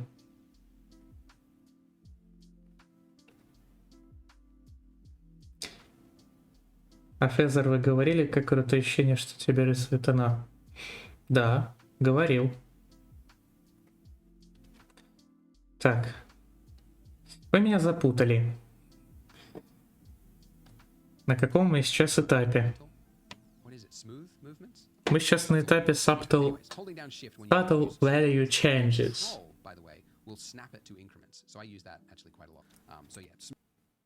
Я, кстати, очень давно не икал. Но это так, к слову. Shift for smooth movements and control for incremental, or both. Smooth, like subtle and incremental. Anyways, all right, I'm giving you all the hotkeys and everything at once. I hope it is not too much for you. All right, I'm gonna go for like something like a 0.0015. Запутали, потому что уже очень любим вас. Наверное. It looks kind of weird for a lot of reasons. If we went into flat shading mode, you can see that it's basically created like a hat, a hat on our donut, okay? And the reason for that is the order of our modifiers here. So a modifier is, what is the best way to think of it? Шапка. Well, it's working from top. А еще у него, кстати, глазурь почему-то с плоским затенением. Давайте тоже сделаем так. Сделаем плоское затенение, и да, она действительно вот такая вот штучка. Глазурь обычно так не висит. Совсем заработался. Я в следующую среду закрою 3 предмета. И я надеюсь, что это очень... это облегчит мне мое состояние. Я, наконец, буду помнить больше, чем обычно. Да и вообще, сессия это тяжело. Благо у нас в этом семестре всего 3 экзамена. Так, он говорил о том, чтобы объемность поместить перед подразделением. Давайте так и сделаем. И что изменилось? Мне кажется, ничего не изменилось. А, ну да, потому что во вьюпорте у меня подразделение это даже не включено. Не, ну так-то оно однозначно глаже. Вау. Блин, на самом деле, вот даже так, можно уже делать рендер, где ты просто орбитируешь вокруг пончика, и это будет типа Satisfaction Animation. Там это... Не надо, дядя. Какой-то motion design, короче говоря. Low poly motion design. Даже Advanced Low Poly Motion Design for VTubers by Dima Divan. Fantastic, because at any point we can change these settings. It is a non-destructive way of working. This subdivision setting that I had before, I think it's too Не разрушающий контроль. Okay, make it lighter. If it was not, if I was to apply it or I did it a different way, I could not change those settings. Non-destructive, it is fantastic. Держусь. It also means that, yeah, it's Я держусь. top to bottom. So what I want to do is И, между прочим, стримы очень мне помогают. Они поднимают мне настроение, когда вы приходите и со мной общаетесь. Вот бы Advanced VTuber Model.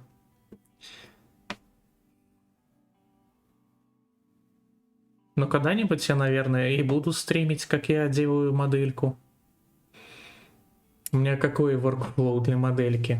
Я делаю основу в Veroid, засовываю в Blender, добавляю все необходимые вещи, затем засовываю ее в Unity, связываю все это воедино кнопочками там, и получается моделька с различными эмоциями, штуками. Но проблема в том, что я не могу эмоции свои переключать вне самой программы. То есть, если я, допустим, сейчас перейду в VCFace, программа, где у меня отображается моделька, вот, то я могу переключать эмоции. Вот у меня там злость. Это грусть. Даже слезы есть, если заметите. Это тоже... А это что? О май гад, что происходит? А, ну хотя да, я знаю, что происходит. А меня сделаешь? Могу и тебя сделать в 3D. Нужен будет референс только. И можно будет запускать стрим. Серия стримов. Делаю 3D модель для втубинга для Моинт. Первый комиссион на 3D модель есть. Вот. А еще, кстати, я забыл надеть очки. Ушки добавлять не буду, но очки пускай. Блин, что-то у меня странно как-то переключается. Как будто карусель. Можете заменить некоторые смайлики для подписчиков. Я как раз хотел заказать смайлики. Красивые рисованные, чтобы заменить их. Но я все никак не решусь написать художнику. А тебе рисовать ушки? Лучше очки. Ушки это все-таки вещь опциональная. По лору я могу себе отращивать уши и убирать. А вот очки пускай будут. Ах. move this above my subdivision, which I can do by just dragging these dots at the top here, just dragging that up, and you can see that now it's doing the, if I just turn that off, it's doing the thickness part first, and then it is smoothing it, which means that that edge there that was like this before is now being forced to go like this because of the subsurf, because it adds those points and then. У кого хочешь смайлики заказать? У тебя хочу заказать. There we go. Cool. So now I don't know. Now that thickness doesn't look like enough, so I'll just increase that a little bit. And I'm going to go shade smooth again. Ага, он опять меняет на гладкое затенение.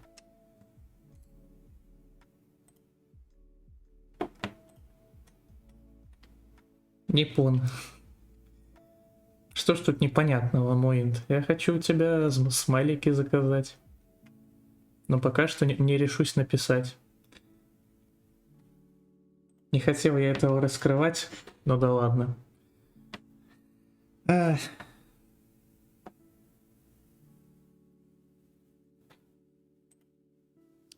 Lovely. Well, we made good time. Yeah, let's just jump to the next video. We're actually going to start modeling in the dripping parts of our icing in the next part and doing a little bit of sculpting as well.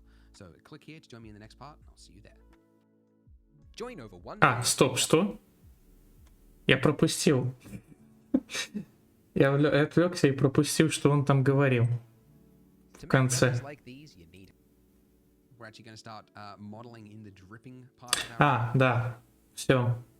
Эта часть закончилась. Следующая часть туториала это как раз...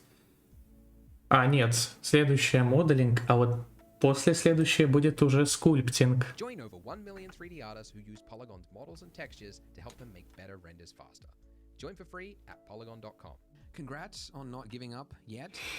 Две версии в очках и без. Но если только тебя это не сильно затруднит. Вот. Я же за скетч не платил, так что не нужно, чтобы ты сильно напрягалась. Вот.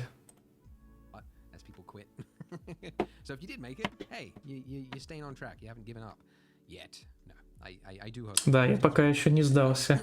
Я все еще хочу вспомнить Blender.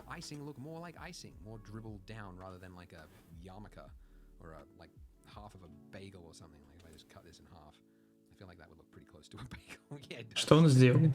А, ну да. Донаты работают. Донаты должны работать. Пока что не подводили. Зная тебя, я сейчас это лучше заранее открою, а то опять пропущу твое сообщение. Blender для нищеков. Будущее за Adobe. Какой Adobe? У меня Linux. Я не смогу включить Adobe на своем компе.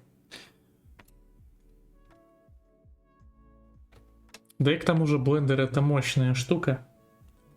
Это open source. Это бесплатно.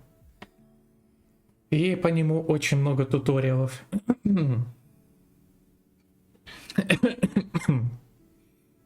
Продолжаем. Now we want to be able to see our mesh and like manipulate things and everything here, but we can't because it's mostly hidden by our solidify modifier. So in your modify stack over here, if we just uncheck this button here, then it will no longer display in edit mode, so I can work with the mesh here. But then I go back to object mode, then you can see the solidify modifier. Ага, so that's what we want. Еще один трюк. So if I was to move this down by hitting G, I got to turn on my screen keys tool because it's turned off. There we go. If I move this down with G, and then went back to Blender всемогущий.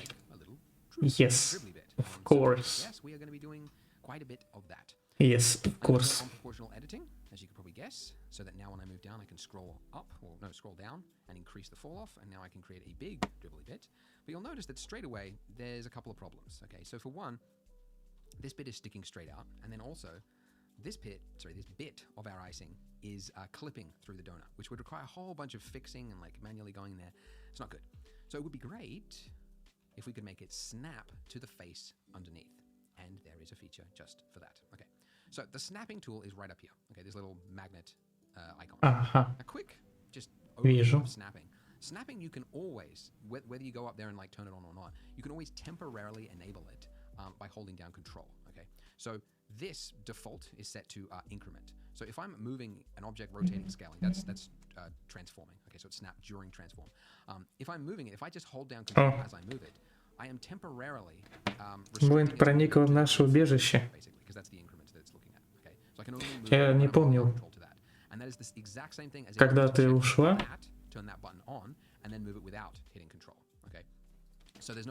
Хорошо, что я не закупился подпиской на 3 месяца вперед.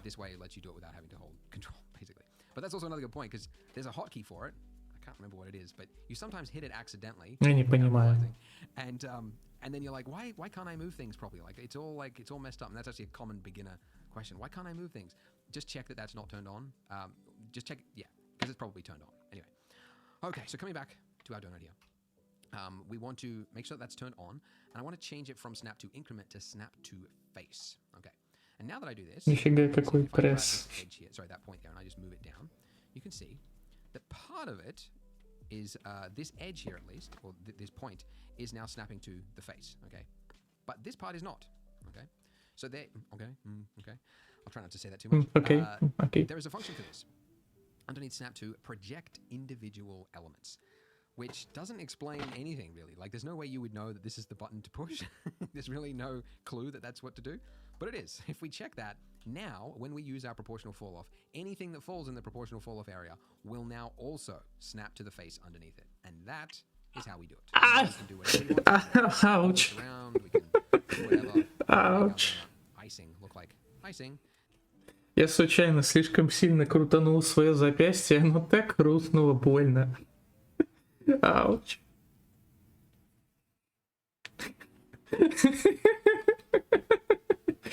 Что случилось? Знаешь, говорю, я сильно крутанул запястье, оно очень хрустнуло больно. Мур. Да уж. Как бы я себя при готовке случайно не порезал такой рассеянностью. I've learned from doing donuts many times. I've made more virtual donuts than probably actual donuts I've ever eaten. I've learned that it's better if you work from reference. Okay, so go to your Google Images and type in donut icing, and then just find an image. Doesn't really matter which one, but like something that you like. Okay, if you like the look of it, like this like extra dribbly one, you could get that. I happen to like this one here. Just save the image, put it somewhere, put it on your desktop, and then I'll show you how to bring this into Blender. So we want to split our window here, and you can do that one of two. Он говорит, что нужно работать по референсу, но я скажу, что это не так. У меня референса нет на глазурь для пончика, поэтому мы будем делать ее по наитию. Так, значит, объемность мы убираем из Edit мода. Заходим в Edit глазури и включаем Snap, привязка Axia. Ну правильно, Face Project, и проецировать отдельные элементы. Соответственно, теперь, когда мы вот это вот грабаем, то ничего не работает, потому что нужно уменьшить. Вот. Теперь мы вот так вот его передвинули.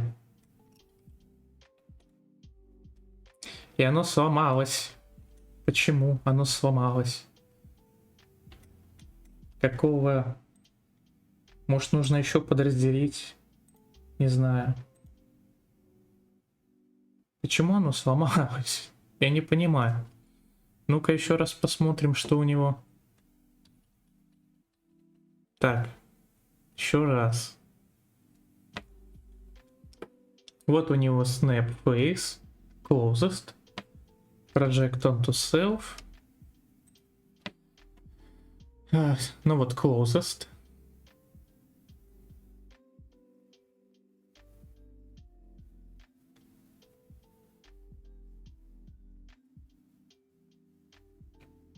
Что-то я не понял.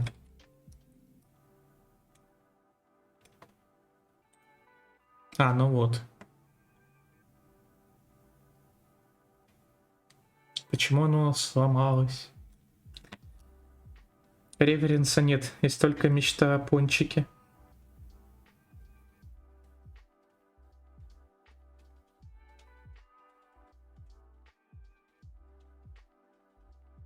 Я не знаю, Мари. Он хейтит меня за то, что я хочу поменять смайлики на рисованные. Я не знаю почему.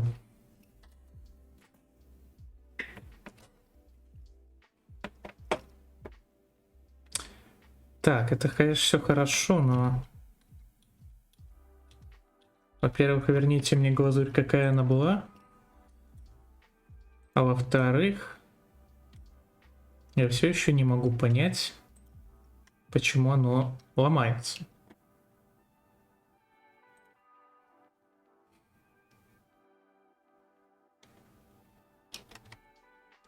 У него, конечно, и версия немножко другая.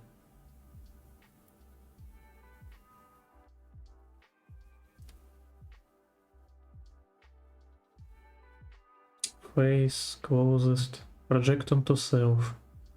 Может, как-то project onto self?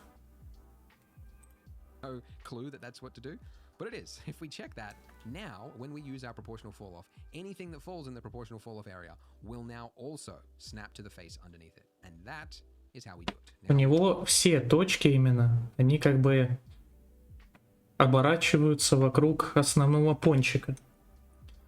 Когда я это делаю, у меня почему-то они не делают это.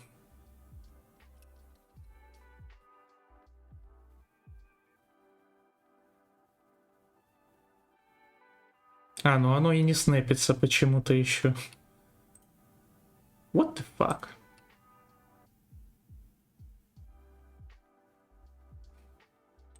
Или вот, наверное, нужно face nearest. Да нет, у него вроде было face project.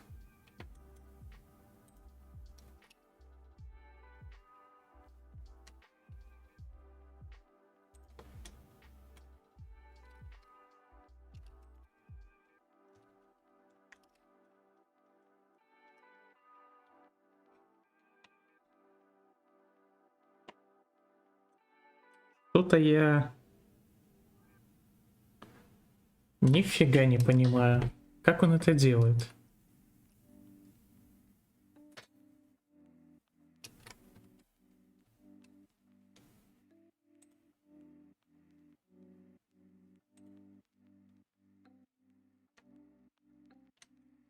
Вот если мы выключим снэппинг, оно типа вот, да, оно просто переместится. Если я включу снэппинг, вот у нас Face Project.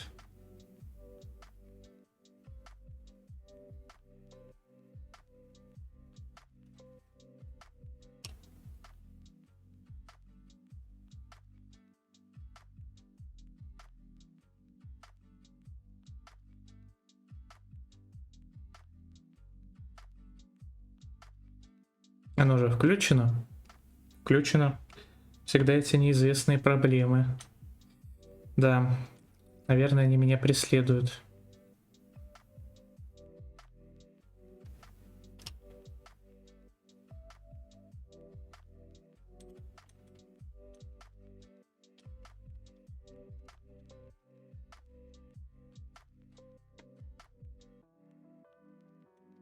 Может, мне нужно выключить proportional editing?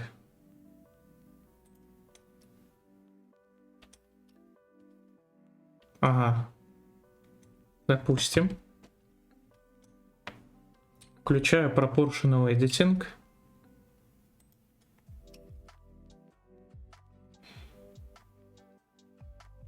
Но это что-то. Оно сделалось, по крайней мере.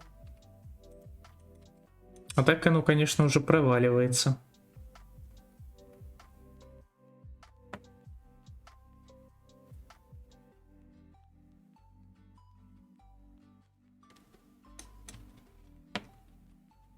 В общем, Сэндон, походу, просто капризничает. Со смайликами.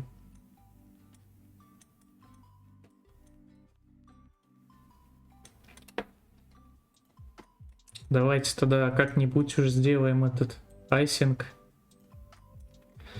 В рандомных местах просто возьмем и немножечко опустим. Не забывая проверять, как оно вообще выглядит.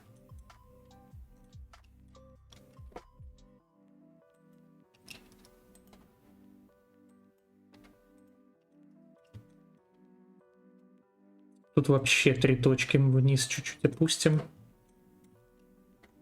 И вот так. Надеюсь, это не слишком. Ну, и 2,2.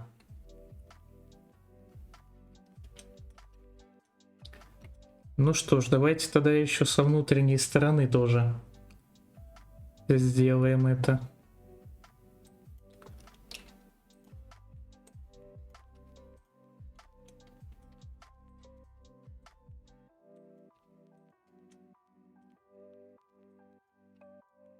Напоминаю, что мы делаем пончик для того, чтобы обучиться. Я на идеальный не претендую.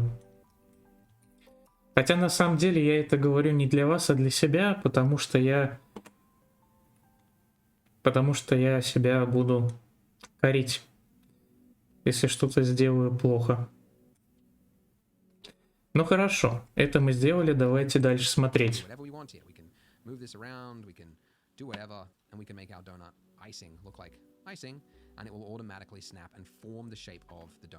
Но он, кстати, сильно вообще не наклоняет этот айсинг. Сильно вниз его не ведет. I've learned that it's better if you work from reference. Okay, so go to your Google Images and like the and just right click there, and then you can say vertical or horizontal split. So, но про разделение окон это важно. So we've now got two windows. Мы будем этим потом часто пользоваться. There's no button for it, but your cursor becomes a little target pointer thing. And if you just click and drag to the left into it, it will now split. Приятно. If you click and drag to the right, it will now join it. And that used to be the only way you could make extra windows in Blender. You just had to know to do that. There was a little like fold thing there. But anyways, it's kind of an old thing that they've kind of kept. This is pretty handy. So anyways, once I've split the view, this could be anything. So this is a whole bunch of all the features of Blender, and it goes deep. The one we're looking for is Image Editor, which allows you to, guess what? Just bring in any old image. So this is what we can do. Okay. Now, I want to start to model some of the shapes here, and it should result in a far better one than if I just went by eye.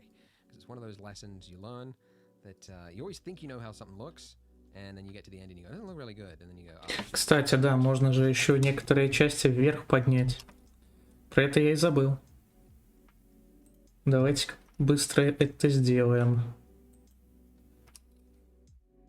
Так, стоять. Куда?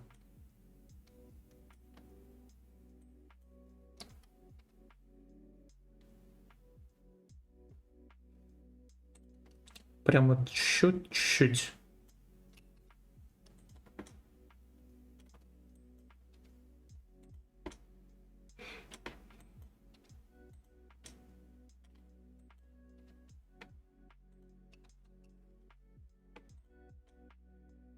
Что это такое? А, ну да. Вот так, во-первых, сделаем. Походу я случайно выбрал какую-то... Ну да, походу я выбрал какую-то еще одну случайную часть, поэтому оно вот так вот делается. Неприятно, да.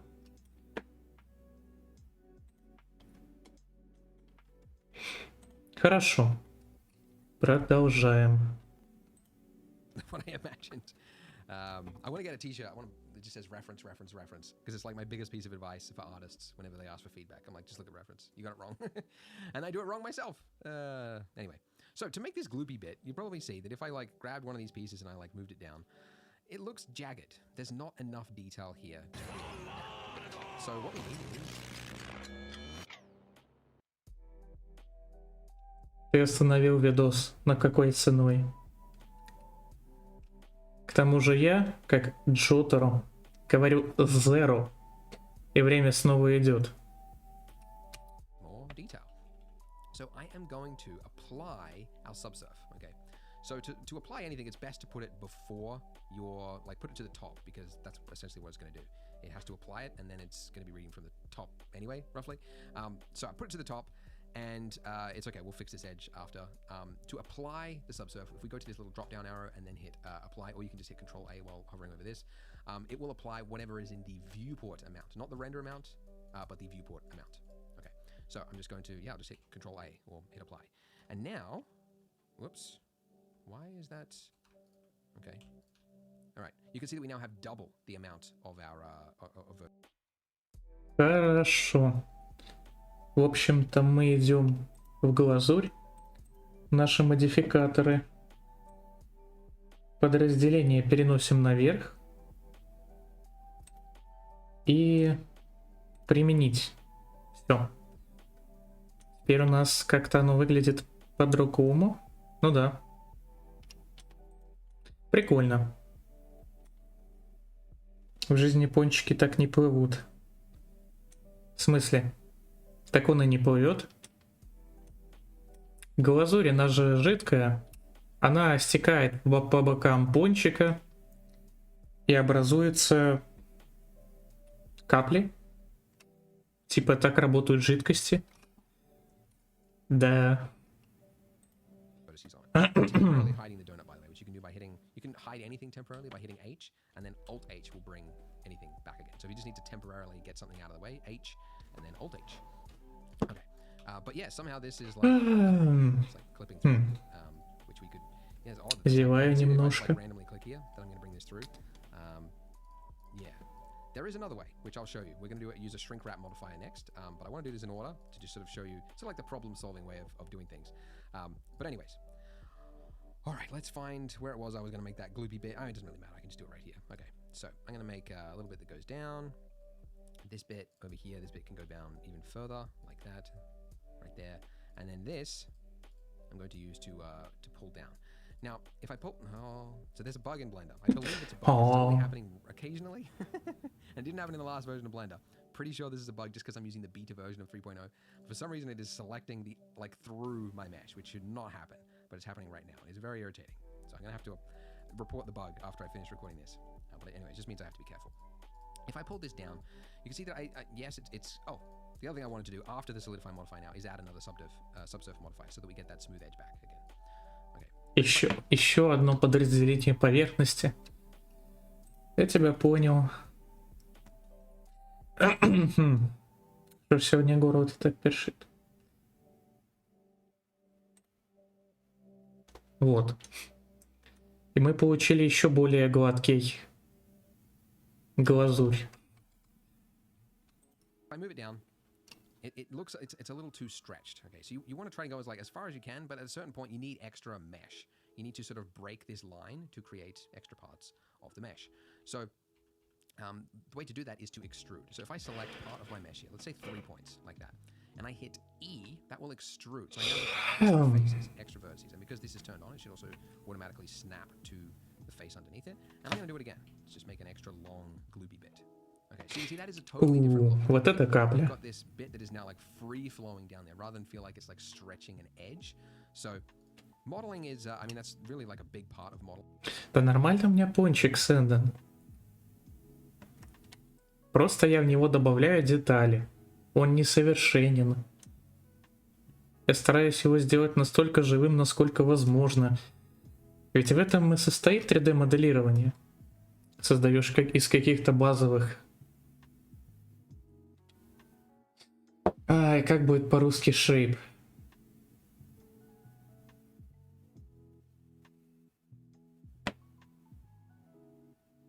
Как будет shape по-русски, блин? Фигур. Пускай будет фигура. Ты создаешь из базовых фигур и затем добавляешь детали. Добавляешь до тех пор, пока модель не выглядит идеально. Форму. Ну или форма. Но форма это больше как свойство объекта, а мне нужно именно объект. Поэтому... Блин, я уже забыл, что я сказал. Пофиг. Вы поняли мою суть. Начинаем с базы и затем добавляем детали. Я добавил детали, потому что хочу его оживить.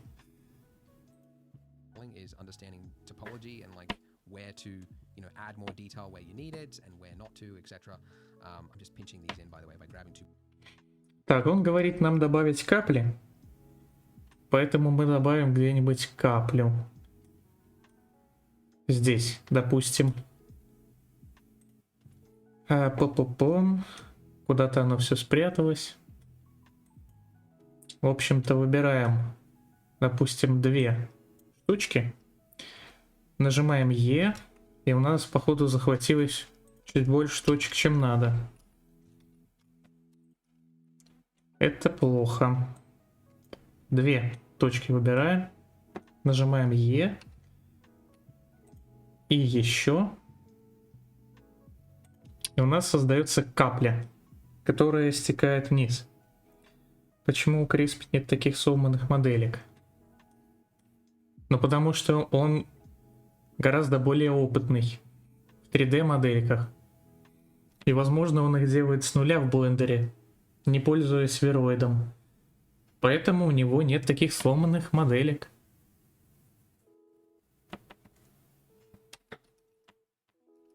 Эй, камон, ты что? Хочешь усомниться в моих способностях моделить?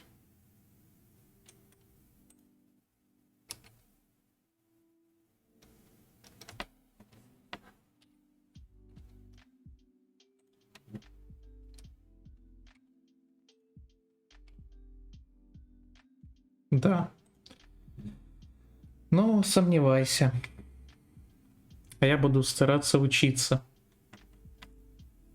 И мне будет пофиг, что ты сомневаешься во мне. А и так сам в себе достаточно сомневаюсь. points and then hitting S. But yeah, but you know, I'm trying to keep this fairly simple for this tutorial. Okay, so I've got that little bit there. Now let's do another. Да, кстати. А, не, у меня же так не получится с каплей. У меня всего 2. Она шириной в 2 точки. That goes next to it. Хорошо. This bit, move this down. Let's grab 2 points. Just make this a short little gloopy bit. Or will it be? Yeah, that looks a little bit weird actually. Не делай никакие глупости, Сэндон. That bug is. I've never seen that bug before. Bugs get fixed surprisingly quickly in Blender, by the way, if you're curious.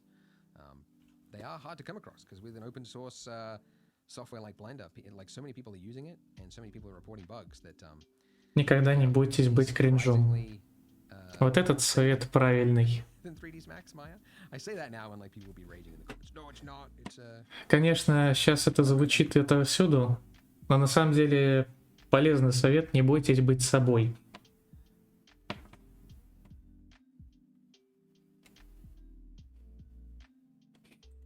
pretty sure that's like Да. fairly well agreed upon in the community. But anyways, not to toot Blender's horn because it's definitely not perfect, but it does seem to be fairly stable. That's one. Если бы я не был собой, то разве бы я стримил? And you know what? Разумеется, нет. Gloopy bit over here. You Я know, бы I don't стеснялся. want this, you know, these parts too long, but I do want to make this look good and I want to show you sort of the thought. Были такие моменты, когда я 'Cause some people will- не хотел стримить, потому что стеснялся себя. Why does it take 6 hours to make it? Это было где-то еще в I начале. could do it really quick if you want, but you won't Но believe it. сейчас мне уже просто все On равно. the other side of the donut, Я стримлю, потому что я хочу стримить. it goes down. Хочу как-то That. It's gonna показать себя, наверное. to extrude it down, and then I'll scale that in by hitting S. And let's just move this up and around.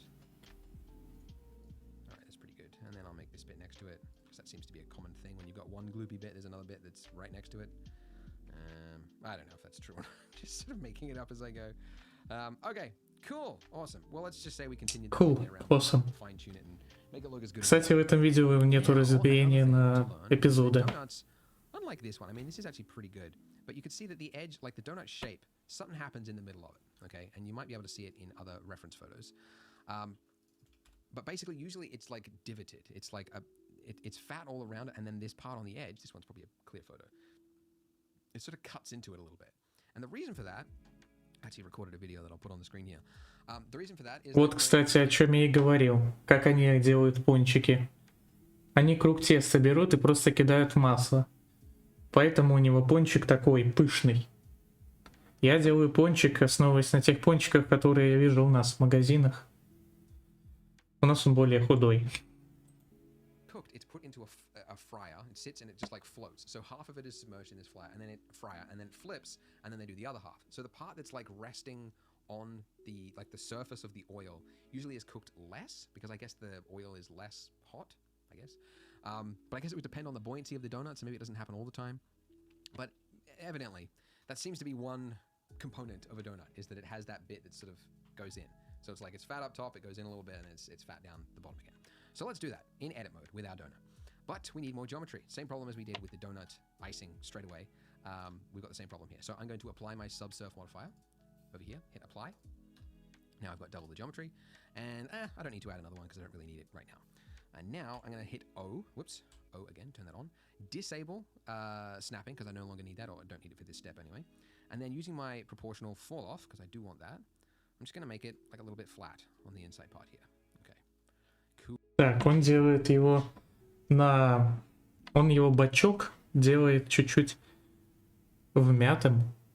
Я вам сейчас объяснил почему, но я, пожалуй, делать этого не буду. Все-таки или буду. Давайте посмотрим. Он применил подразделение к пончику. Давайте и мы это сделаем.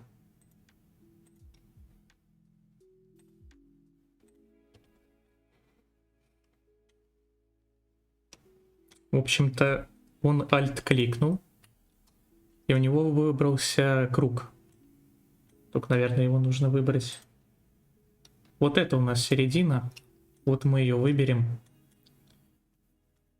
И да, чуть-чуть ее... Надо, во-первых, вот это убрать. И мы чуть-чуть ее ввалим. Proportional тоже. Вот как-то так. Как-то так, наверное. Как-то он странно выглядит. Я даже не знаю, тогда как это сделать. Давайте вот так. Ну да, так будет как-то получше. Правдоподобней. Хайди, я теперь могу играть. Только надо варф заново скачать. Это круто. Твой вестивок лежит у меня в инвентаре. Тебя дожидается. Alright, now, this is now way off, okay? So why did I do it in this order? Right, why, Andrew? Why didn't we start shaping it the way like that? Because now it would seem like we have to go through here, turn on this, and like snap it for each one of these parts, and that's just annoying. Well, you don't, okay? Because there is, and I did it in this order because I want to show you this, there's two ways to make something snap. The other one is the shrink wrap modifier. So the shrink wrap modifier, if I click this little target eyedropper here, the eyedropper, whenever you see that, it just means click it and then select on your viewport which object you want to target. If you hit that, it will now snap to the mesh. Вот это же мыхнула глазурь, она аж распалась на полигоны. Pretty cool pattern, but yeah. Why is it doing that? It's because of the order of your modifiers. So if something doesn't look right, check the order of your modifiers. Warframe — это не кринж. Warframe — это хорошая игра, и она мне нравится. It's working top to bottom. So it's giving thickness first, and then later on it's shrink wrapping it to it. So Как научиться моделить? Ну вот мы сейчас этому обучаемся, как раз. Мы смотрим туториал и повторяем за ним.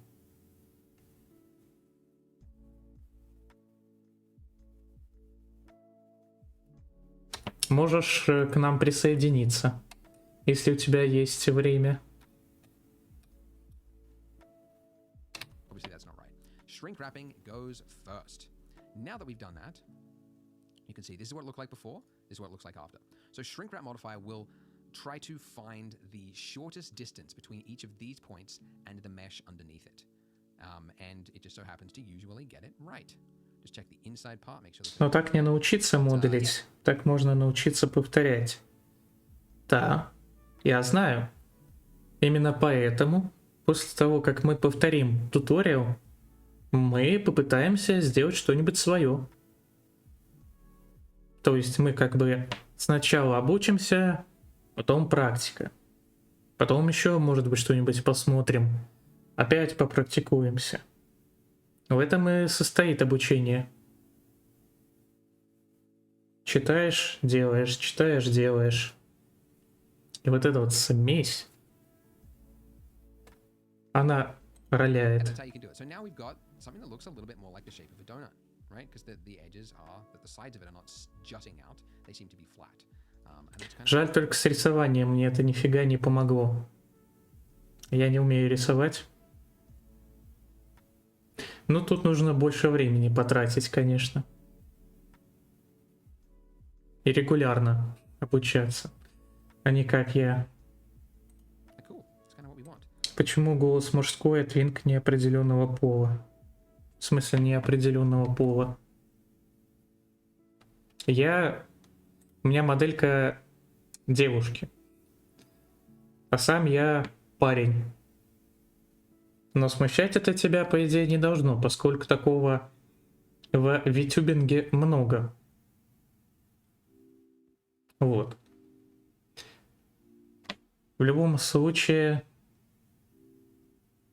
Мне просто захотелось сделать такую модельку. Трап. Ну, не совсем я трап. Трап это же, по идее, парень, который одевается как девушка. А я девушка. Ну, точнее, как это сказать-то? В общем, неважно.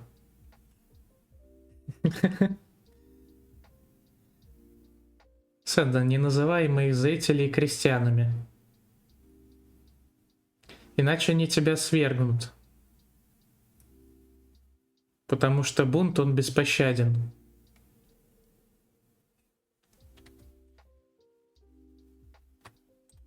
I might actually make this bottom bit fatter. So I'm going to hit Alt S on this. Oop, turn off this.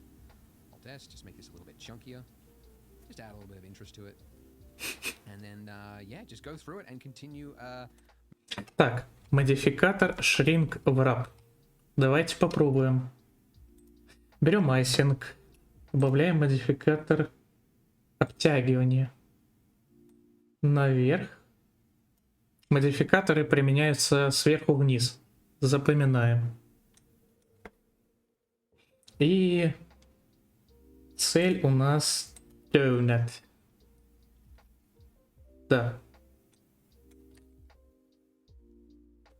Но знаете, выглядит на самом деле неплохо.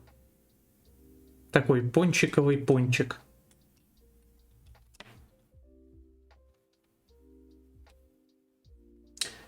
Так, кто там у нас? Так-то я рыцарь короля Станиса Баратеона. Немного больше уважения.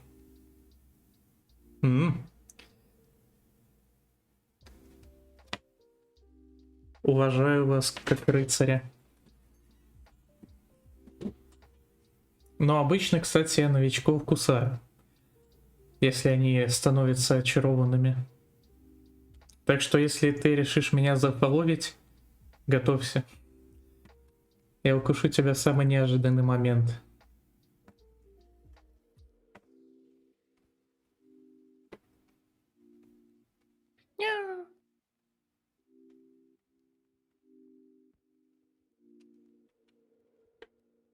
Продолжаем.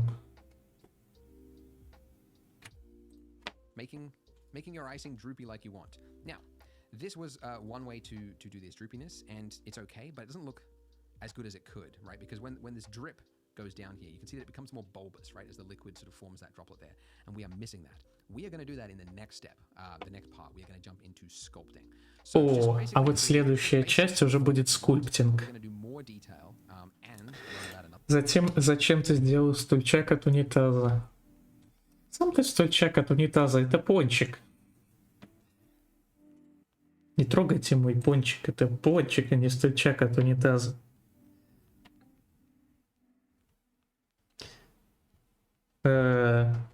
Вот тесто, вот глазурь. Это только начало. Камон.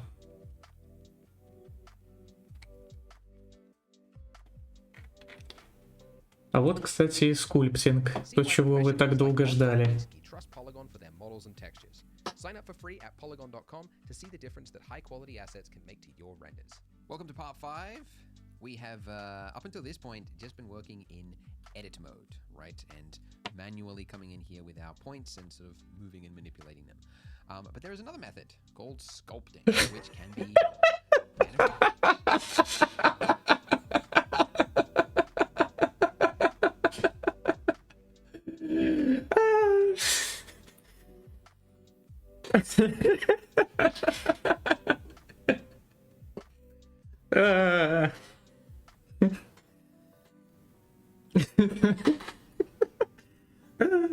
Почему Абакио? Что он тебе сделал? И почему Абакио? Мы обязаны сходить на Аравирма сегодня. Да-да, после стрима можем сходить.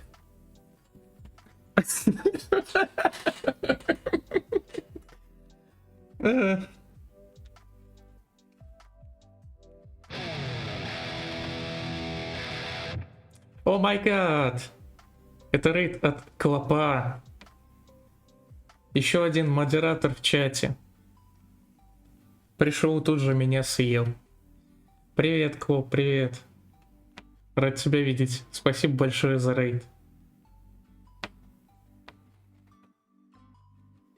Как прошел стрим? Что делали?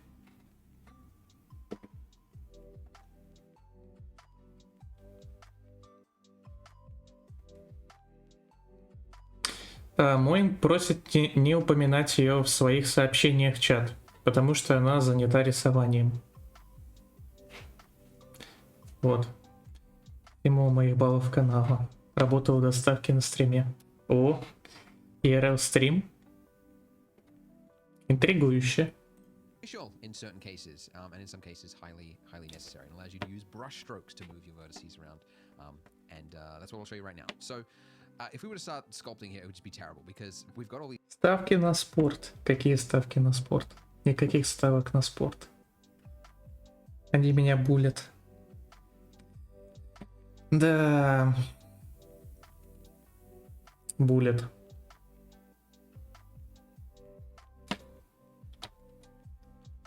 Но я не могу забанить их всех. Это будет неправильно.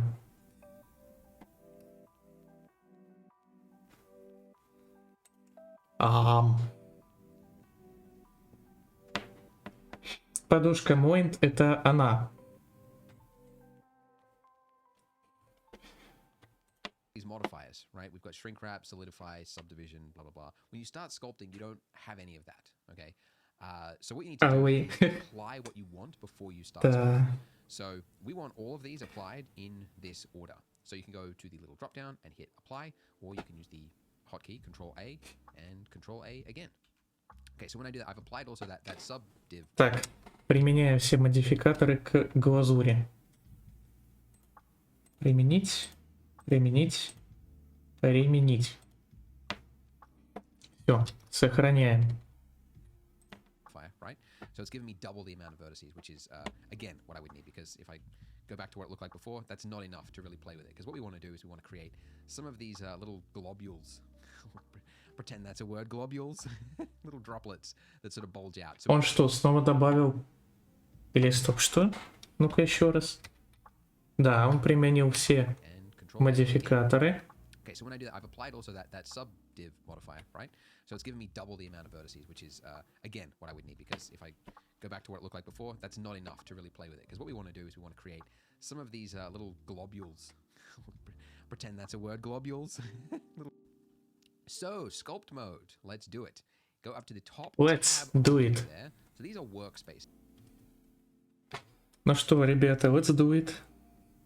Тогда я обниму Софу. Ням-ням-ням-ням-ням-ням.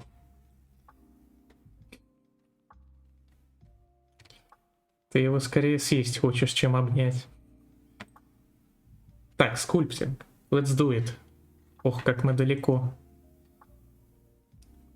Вау! Вот это тут инструментов. Ткань. Multi-res displacement eraser. Вот это тут инструментов. Так, ладно. Что там дальше? Yeah, all these ones along here, these are workspaces. And basically it's just like a pre-configured layout. So instead of having this, it's just like pre-configured to work this way. But you can also swap in and out of certain modes wherever you are without changing your mode, just by hitting Control Tab. I suppose I should turn that tool back on. Hit that, yeah.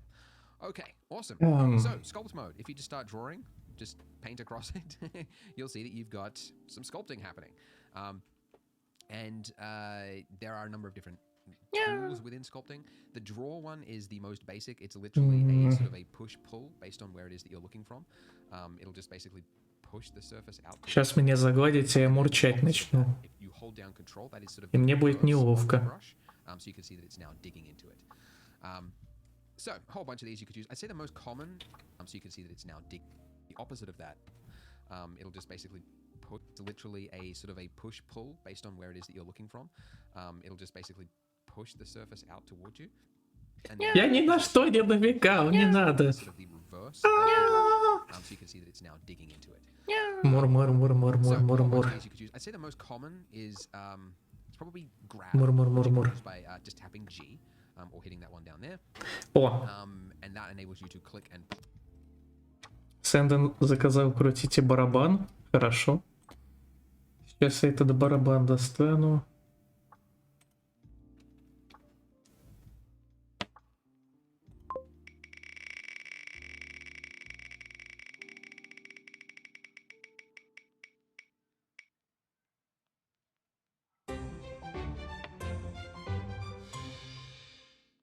Тебе выпало Неко.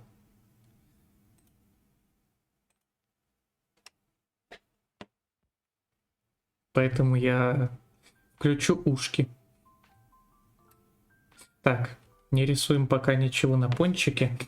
pull out onto just anywhere. Now the brush size of this is really small, so you can change the brush size up here. I don't know why Если it хочешь, я mouse is могу doing это this. еще раз крутануть. Doesn't Бесплатно.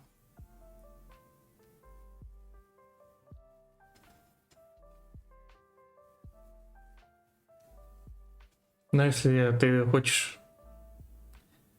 Новичок ушел. Я не знаю. Возможно, он тут просто отошел куда-нибудь. register my movement until like I start moving. Радиус. Anyways, but you could do it there, but actually the hotkey, which is just a far easy way of doing it, is F. And then F, you just drag out until you've got the size that you want, basically. Да, хочу. Click. Хорошо, давайте еще раз крутанем.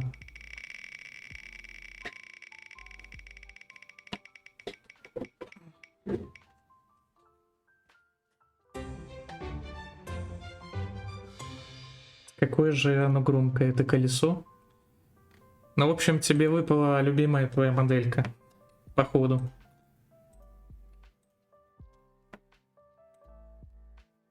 Ар. Ар.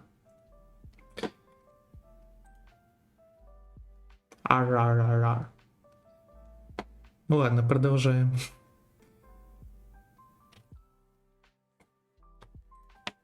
And then Shift F will give you the strength. So you can see in the top, actually, as I move, you can see the strength value changing there as well.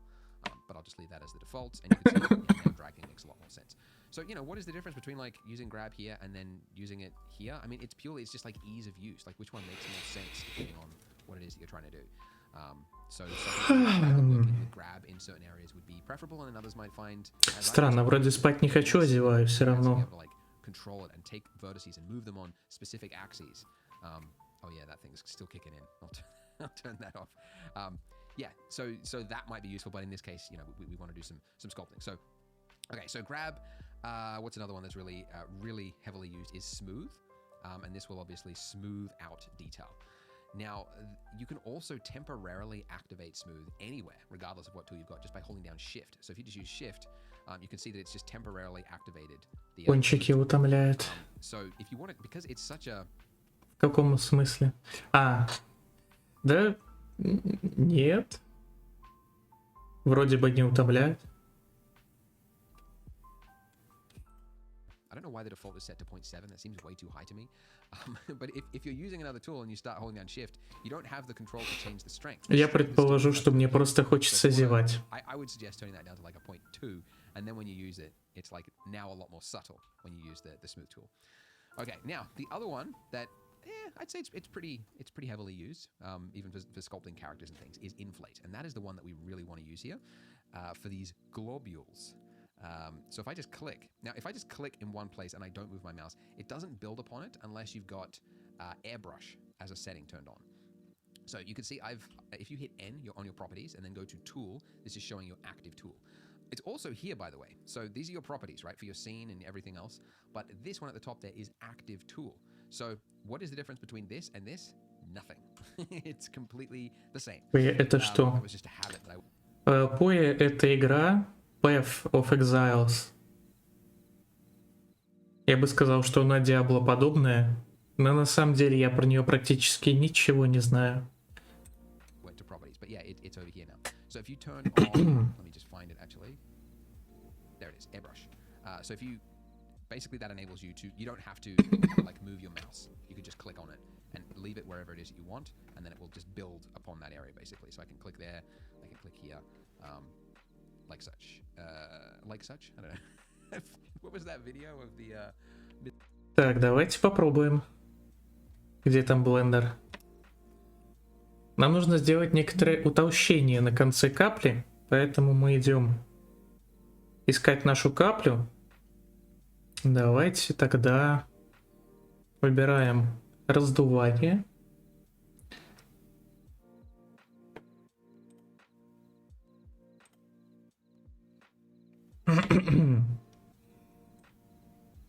Рэп. Слишком много. Так, текстура, штрих, краска, распылитель. Ну, все равно многовато. Ну вот, как-то так. Такая капелька стекающая. Как-то у меня маловато этих точек, что странно.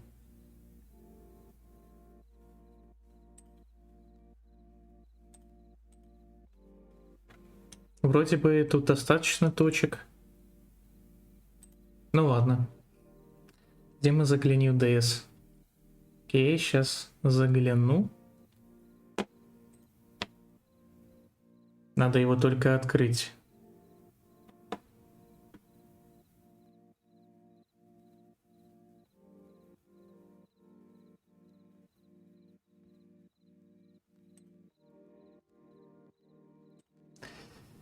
Вау! Вы только посмотрите на эту красоту. Сейчас я скачаю. О май гад, что это? Не в силах отбиваться, не в силах больше ждать. Хочу с тобой обняться и кровать все раздолбать. Это что, намек? Так, сейчас я быстренько... Так, какой еще лифчик? Меня ж Мэйнт рисовала. И она нарисовала. Сейчас я вам покажу.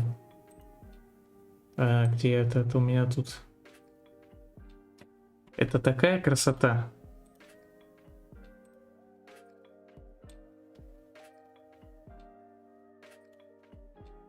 Это очечки. Это... Она нарисовала, как я косу заплетаю перед каждым стримом. Жесть. Большое спасибо.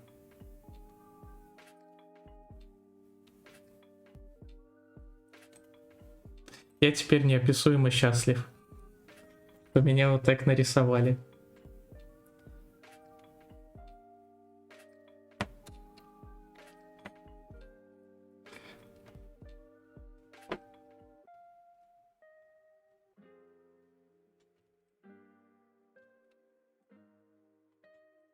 Рада, что понравилось.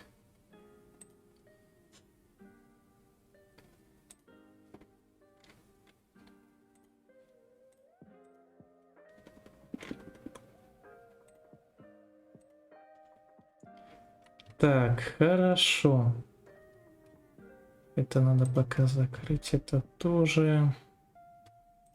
Is America and such as things and such. Poor girl. You don't want to become a meme for something like that. So airbrush is working. It works fine over here, but it's not working so great. Я могу кое-что испортить. Which basically means it'll Так, activate when you... что ты опять собираешься сделать? Лучше, пожалуй, не надо ничего портить. Крутите барабан. Тогда понятно, что ты бы хотел испортить.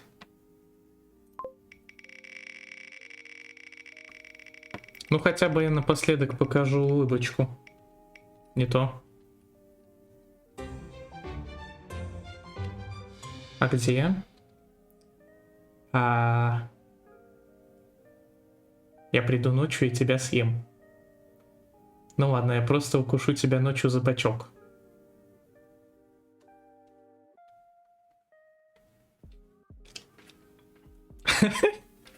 Ладно, хорош. Так, что там выпало-то? А, опять выпала Нека.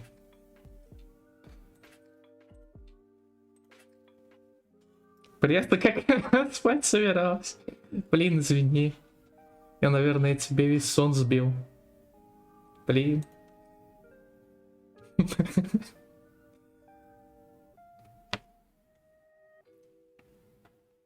Прости.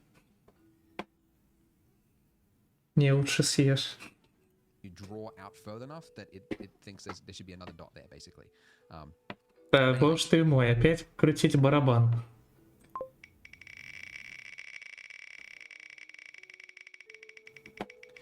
Поле чудес. Крутите барабан. Так.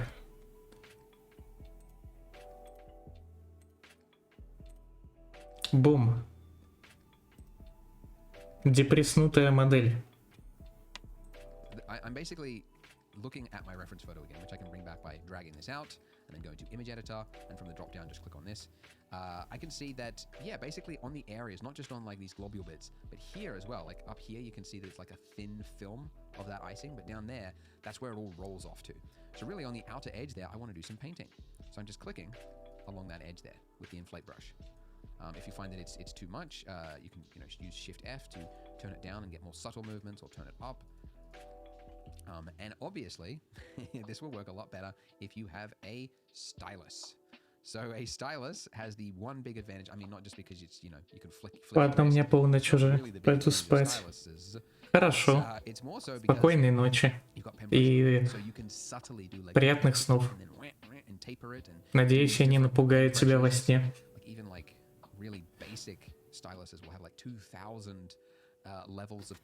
Пока-пока. Еще увидимся. Whereas your mouse has one. It's a binary on and off thing. So I'm using mouse right now because I know that most of you watching are also using a mouse. So I want to show you that it is possible. But I also want to say, I recommend getting a stylus if you can afford it. And especially if you want to get Вот, он рекомендует использовать стилус для скульптинга. У меня стилус есть, но я его пока использовать не буду.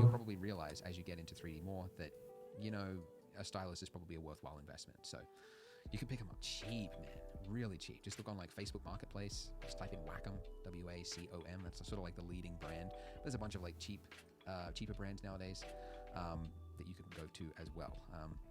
Anyways, another one I'm going to do is just across here, because we got this sculpt brush out. Why not just add a little bit of variance? Strength is too high. I'll turn that down. A little bit of variance to. Еще один, что ли, крутите барабан. Хорошо.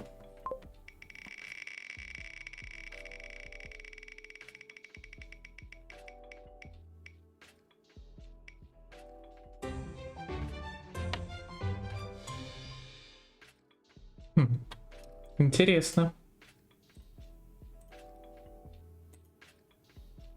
Бум, ремейк.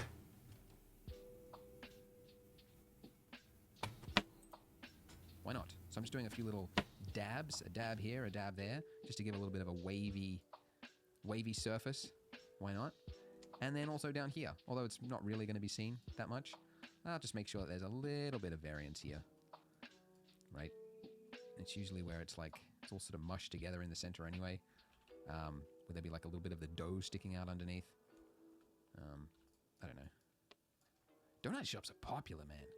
Like, I don't know if that's like a revelation to anyone else, but like, I don't know. I try to eat healthy and like avoid sugary things, right? And so I just, for my whole life, I've just been ignoring like donut shops. But then I went there to take a like reference photo, or that video that I showed you. Никто не хейтит жнеца. Просто это ему нравится больше. Вот и все.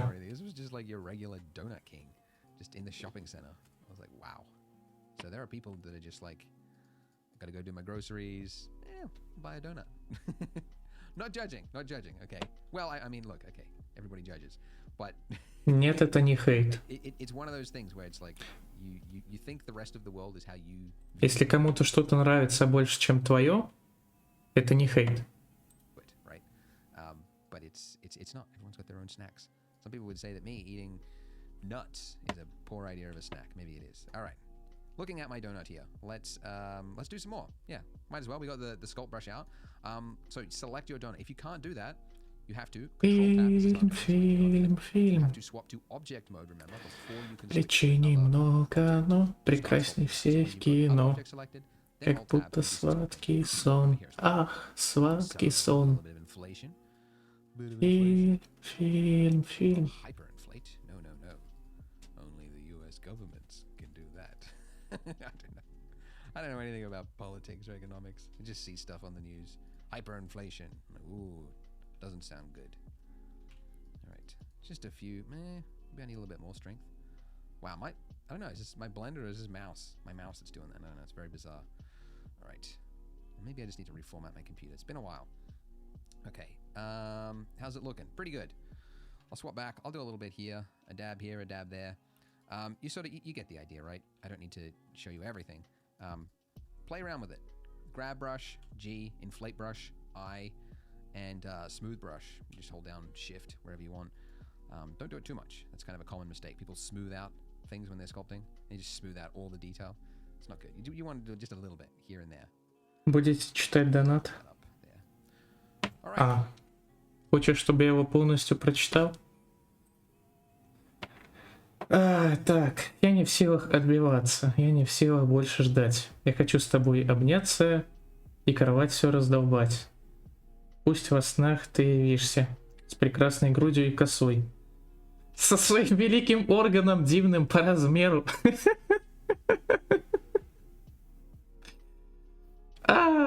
Что?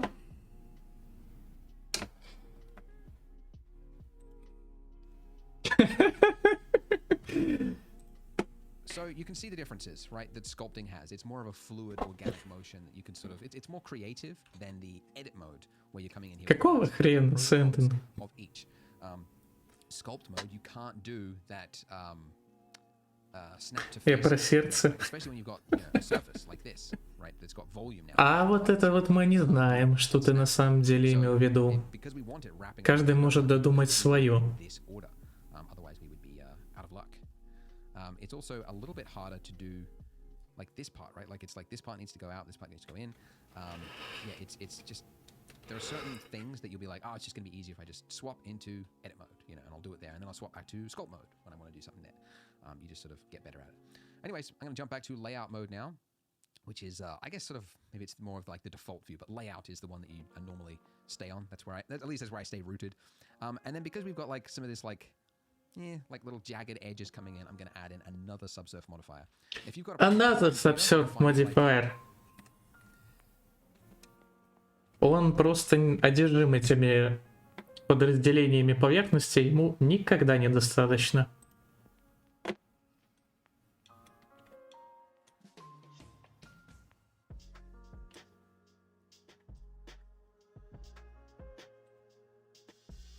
Не, ну то, что он выглядит лучше, это, конечно, я соглашусь.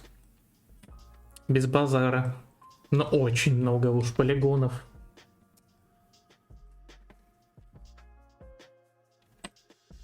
It's like rendering becomes complex later, or it's hard to move around your viewport. You might not want to. You might want to just like delete that perhaps. But on my case, I just want to make that look nice and smooth. So that's why I've left that in. All right. Well, that is sculpting. That's good. We made some good time. Go ahead and join me in the next video as we get into materials, lighting, and rendering. О, вот следующая часть уже будет поинтереснее. Мы начнем заставлять наш пончик выглядеть хорошо. Which is why I created Polygon, a library of models, textures, and HDRs that work in any 3D. Вы знаете, что такое хорошая идея, да? Software. Get started today at polygon.com. We have a juicy looking delicious donut.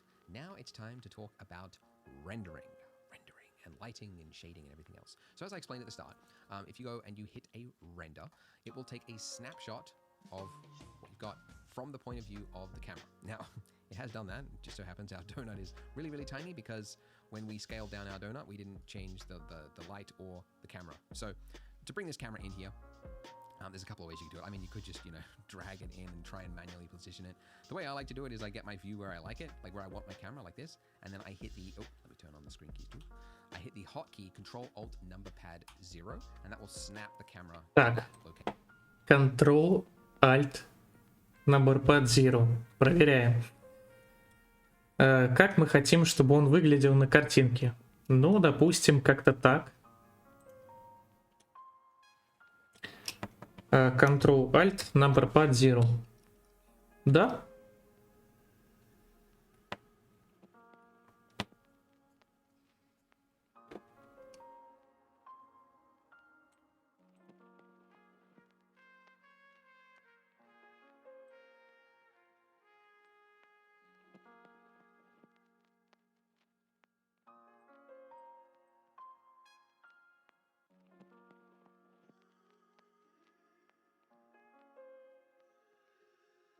Ага, нифига себе. В общем, вот это наш пончик. Вот так вот он выглядит.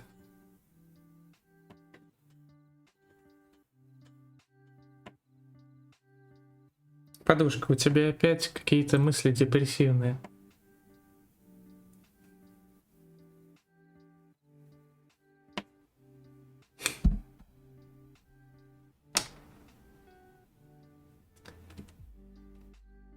Вспоминая, в какой раз это повторяется, хочется закричать. Да сколько можно?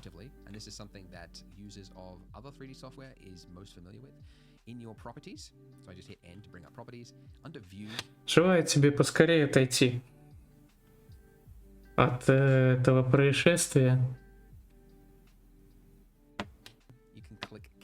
To view, and then when you move like normally, like orbiting around your scene, the camera will stay locked to it. If you don't have that checked, if you're looking through the camera and then you just start panning, you can see you've broken it, right? And now the camera is there. So doing it like this means that you can basically put your camera, position it wherever you want it, and it'll always stay locked. Some people leave it always locked. Like I work with a guy who's like learned 3D with 3ds Max, and that's what he's familiar with. He just leaves that checked. To me, it's weird. I hate opening up a scene and seeing this, so I always uncheck it, but it's up to you. Anyways, okay, position my camera there. I hit render. All right, the light is really far away. Let's bring the light in to be somewhere close by. Here's another hotkey that's actually pretty convenient in this case. The lamp's all the way over there. Our donut is there. If you hit Alt-G, that will actually snap any object, any selected object to the center of the 3D viewport, which is where these axes lines intersect, which just so happens to be where our donut is. So I'll just move this over here, like that, just so we've got like some basic directional light left to right. And let's look through our camera. All right, and also I might as well, I don't like it intersecting through my, those grid lines intersecting through my donuts, just annoying me. All right, let's move this up. Here's the other way you can move the camera. If you don't like checking that, if you just select the camera frame, then you hit G and just move it like any other object. So that's another way I like to do it. All right. Okay, so now hit F12 to do a render. Okay. The lighting is really... Давайте попробуем. Дима, спой. О, Софа, ты боярин моего сердца, мотылек в темном лесу моей жизни. С тобой рядом я сильнее, песней своей пою о любви твоей вечной. Но тут ведь даже нет рифмы.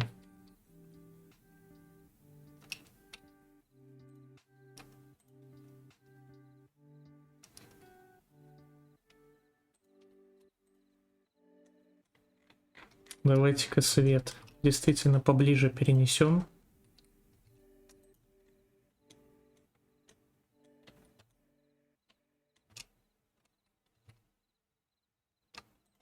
Не то.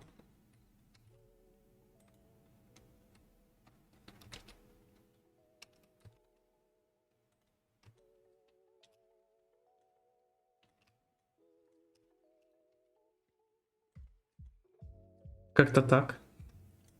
Можно его чуть-чуть опустить.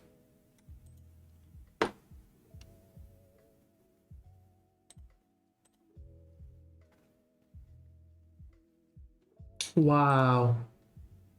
А теперь свет реально сильный. Как вы видите на рендере. Хорошо, что я его могу вам показывать. Потому что когда я рендерю, у меня открывается новое окошко, а вам его-то не видно. Так что это в блендере хорошо.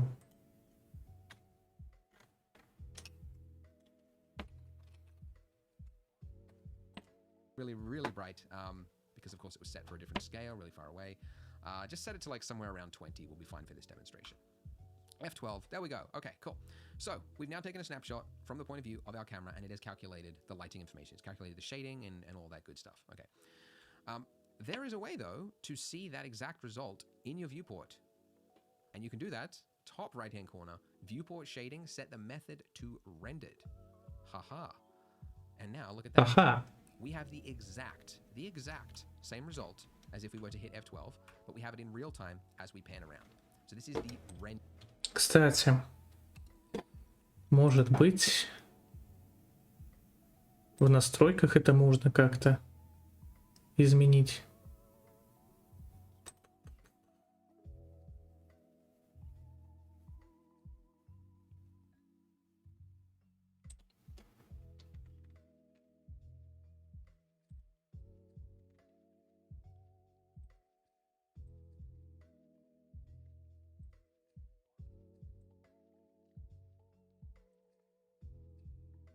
Похоже, что нет. Ну и ладно. Наверное, можно, но ты можешь понять Софу? You can also change this at any point. Частично.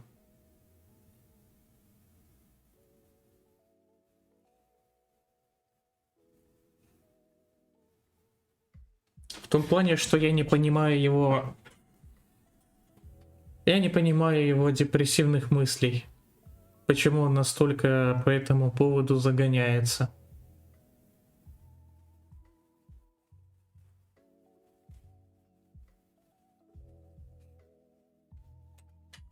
Just by holding down Z or Z on your keyboard and just dragging out. So solid view, that's the one that we've been using up until this point.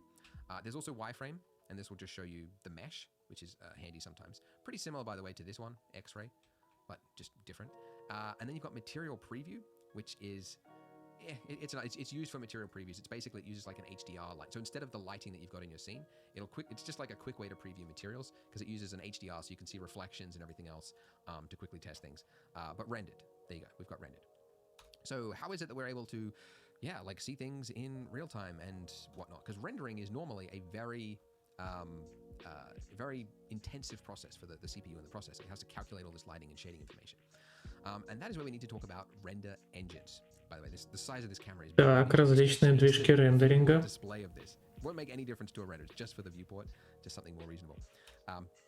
Okay, render engines. Okay, so what we're looking at right now with this is the EV rendering engine. Okay, this is a render engine that Blender comes with. So what on earth is a render engine? So 3D software, technically it's just for creating meshes and animations and everything else. Rendering is often used.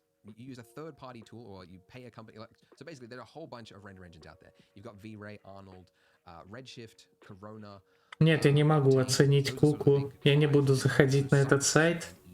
Cycles and EV are what Blender comes with. They're built-in rendering engines, and you can swap between them right here. You've got EV and you've got Cycles. Workbench, just ignore that. That is it takes a like. You hit render and it's the exact same result as if you're in solid view mode, like the viewport kind of thing. It's used for basically like taking screenshots, essentially, for like breakdowns and things. Okay, so EV. EV is a real-time rendering engine. If you've played with Unreal Engine, Unity, if you've played with sort of any 3D tool that has sort of shading information in it in real time, you're able to see things in real time. Почему не хотите? Cycles. If we switch to cycles, we will notice something. Потому что It takes longer. And you get this grain that appears. таргетированная реклама — это зло. Давайте-ка тоже попробуем включить Cycles. Типа вот это вот. Вот так у нас выглядит пончик в рендере.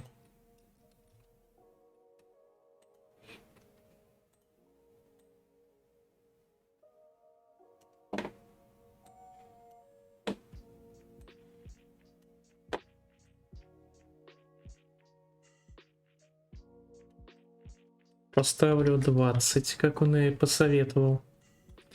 Не, ну так уже выглядит, да, хорошо. А если мы теперь движок переключим на Cycles? Ауч.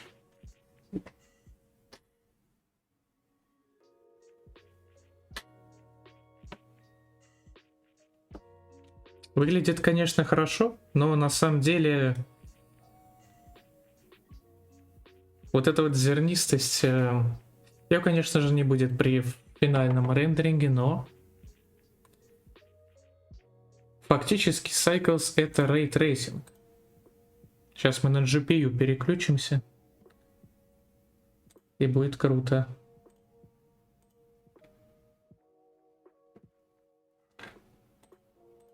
Но пока что ставим Eevee.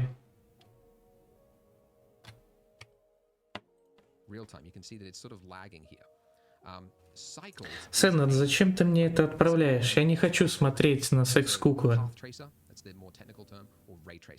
What Cycles is doing that Eevee is not is it is calculating light bounces. Okay, so you can see in here, and you'll see this difference. If I swap from Cycles, so this is Cycles, now see how light it looks inside here? If I swap to Eevee, watch what happens. It's just dark, all right? There's no light that's entering into that area there, okay? So the advantages that you get with a real-time engine like Eevee is that it is real-time. When I hit render here, I get a result in less than a second. In fact, it should be real-time, really, because it's real-time. If I wanted to do it in Cycles, and I was to hit render, I would see it has to whir through it. It's also counting samples here, and it's giving me a result in 4 seconds. All right, so that is a huge difference, and that's 4 seconds is the fastest ever. It escalates from there, okay? But you get better results with Cycles. So it really depends on what it is you're using it for. Some people swear by Eevee, they just love it, especially if you're doing like non-photorealistic work, like motion graphics, advertising sometimes. What else? Cartoony, stylized things, you can kind of get away with it. I just love Cycles because everything sort of works. The thing about Eevee is that you often have to change things to tweak it to make it look realistic, whereas Cycles is realistic from the start. Okay, but let's, one other thing, because if you're using Cycles, you might find it is really incredibly slow. And that might be because you're not using your GPU. So there are 2 ways to render. One is with your CPU, and that would be set to none if you're using your CPU. The other way is to use your GPU, which would be clicking one of these things. So CUDA and optics are what you'll see if you have a NVIDIA graphics card that is compatible. I have 2 Titan RTXs, yay me. I want to get 2 3090s. I'm no longer top dog. I want to upgrade. I'm waiting for the prices to go down. Нет, я никогда не задумывался их приобрести. I have never seen a hit before. Мне это не надо. It's the AMD one. Okay, so they're jumping in. That's good. Okay, so there are some options out there. So if you have a compatible card and you see those options, definitely use it because more than likely it'll be miles faster than CPU rendering. For context, let me show you. CPU on my CPU rendering, you can see it's going to take a while. I'm already past 4 seconds and I'm not even a 10th into it. Not even a 100th. Okay, it's getting faster. All right, it's speeding up because you can see it's speeding up. Okay, so 16 seconds. So it's 4 times as long on my CPU. Now, obviously, that will change wildly depending on your hardware. Yeah, okay, and what's the difference between CUDA and optics, by the way? If you've got both, use optics. It's the newer one. It's only for newer cards. It's more compatible, and it will be faster. CUDA is older compatible, so you might not see it if you've got an older card. But use optics if you've got it.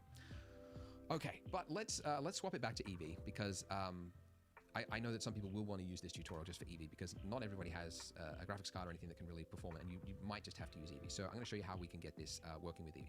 First of all, let's add in a mesh so that we can see how it's going to look with shadows. Okay, this is where Eevee falls apart.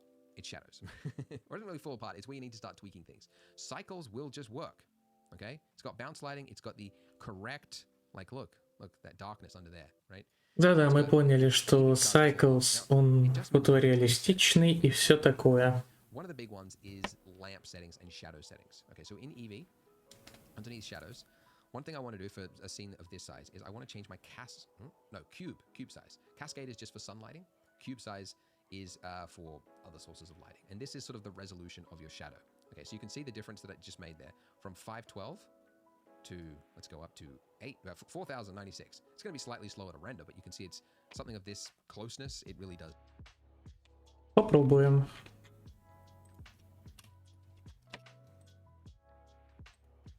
Вау. Как-то эта плоскость рассекает наш кубик. Какой еще кубик? Пончик.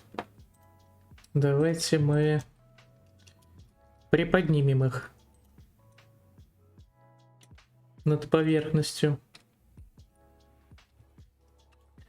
Чуть-чуть, может быть, опустим, чтобы оно как будто лежало.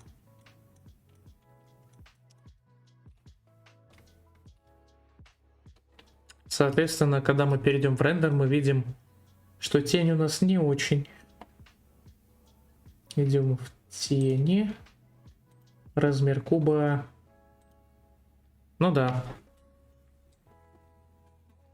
Размер куба увеличивает качество тени. Need that detail. Okay, so I've got that.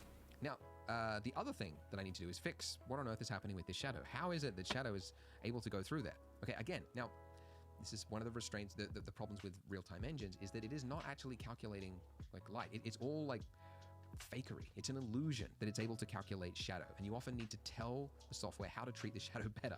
And one of the big ones of a scene of this size, with this lamp here, select your lamp, and then under here you've got bias settings. Bias is for reducing self-shadowing, and it's basically you would change the scale of this depending on what size of scene you're building. In our case, we want to turn this all the way basically to its lowest amount because we're dealing with like millimeters. Okay, so I'm just turning that all the way down to 0. You've also got contact shadows, which can occasionally be helpful, but in our case, this case isn't really useful. Because it... Попробуем. Идем. Лампа. Погрешность. Уменьшаем.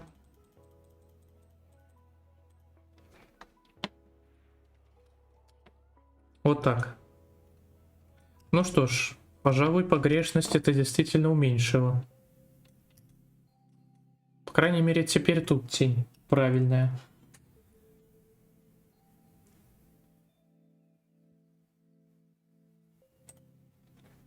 А у него какая?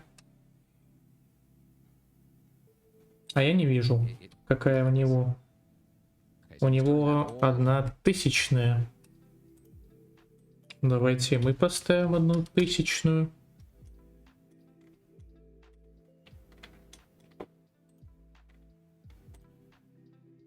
Вот так даже сделаем. Ну что ж, уже получше.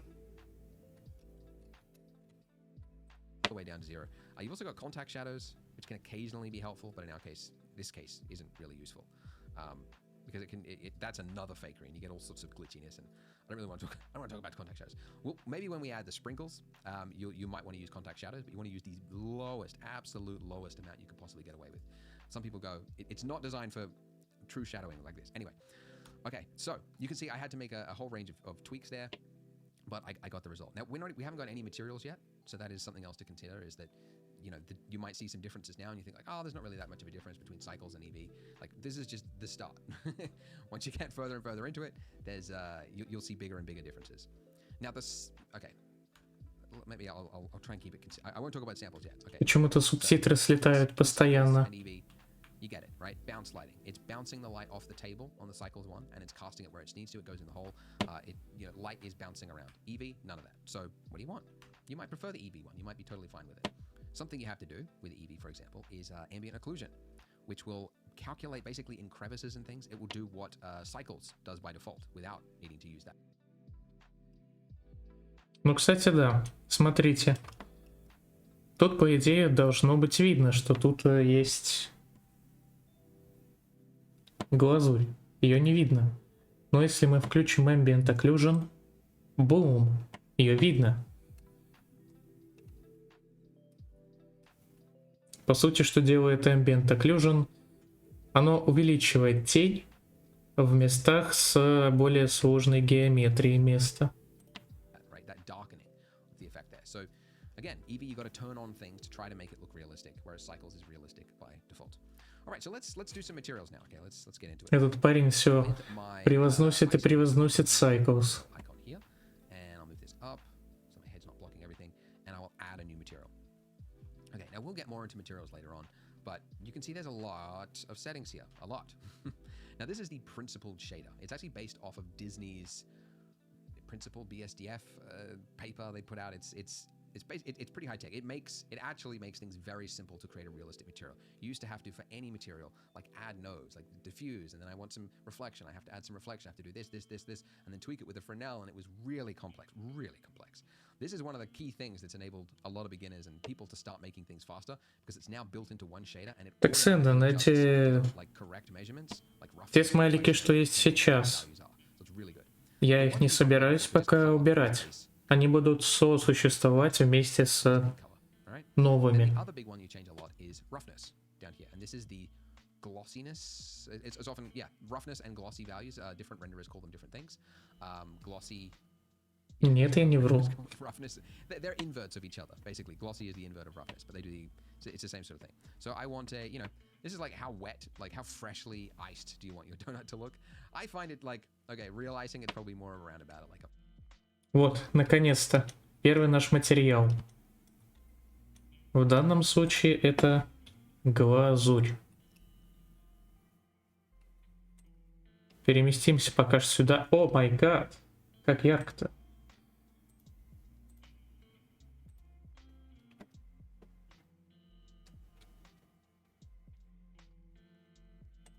Создаем новый материал. Ты мог уже столько добавить новых смайликов из Дискорда, но в изобилии.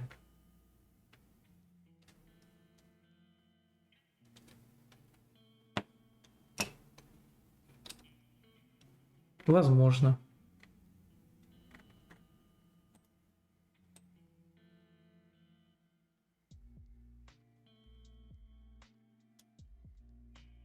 Вот такой цвет.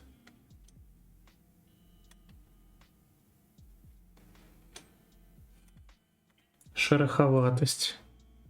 О май гад. Какое оно гладкое. Но я пока что хочу оставить шероховатость, как она есть. В принципе, глазурь, она же шероховатая, правильно? 0.25 or something like that. But I like it to look a little wet. It looks, in my opinion, more delicious when it's got some wetness to it. We'll get more into it as we do other things later on, but just as a basics. Then for my donut, I'll add another material. Let's just add a basic color to it. And again, we'll do more with this later.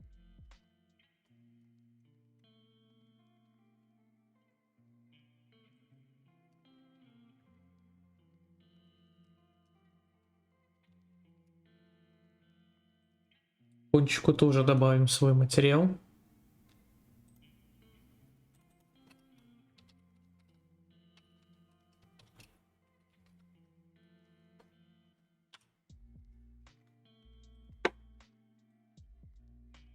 А вот как ему цвет задать нормальный, это, конечно, вопрос. Вот как он его выбрал так просто? У меня получился какой-то нездоровый банановый пончик.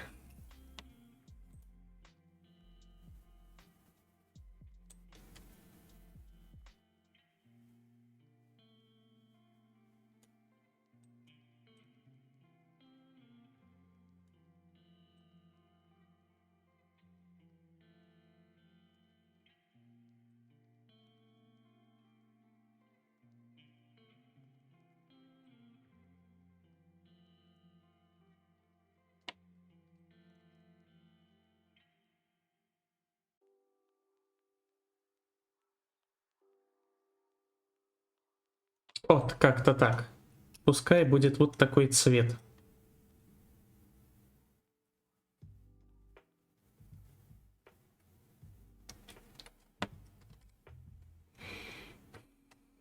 Не парься. Я проверил, ни на что он не влияет. Окей. За что так со жнецом? Почему только я его люблю? Я не знаю.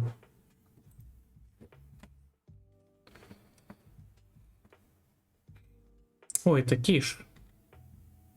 Только почему-то оно на твоем канале. Делить украденное золото решили. На старом кладбище вечернюю порою уселись рядом на заброшенной могиле. И вроде поровну досталось им богатство, но Но вот беда, последняя монета! Один кричит: она моя, я лучше дрался! Да что ты делал, друг, без моего совета? Отдай монету, а не то я рассержусь. Мне наплевать, я твоей злости не боюсь. Но ведь я похитил деньги и все дело провернул. Без моих идей не веша, ты бы шагу Wrong. не шагнул. I mean, why not just make it interesting? We're not even going to use this plane in the final render. This is just so that we've got something nice to look at right now. And let's hit a render. Okay, cool. Now, oh, by the way, I didn't even mention this, but there's slots. So when you're rendering, if you just want to like quickly preview two different things, you could change slots. Давайте отрендерим. Тули. Ага, хорошо. Может быть, стоит действительно добавить чуть-чуть больше блика. Ну вот так примерно. Чтобы глазурь была более сочной, влажной.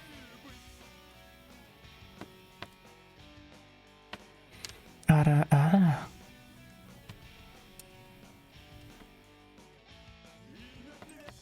Like up to 8.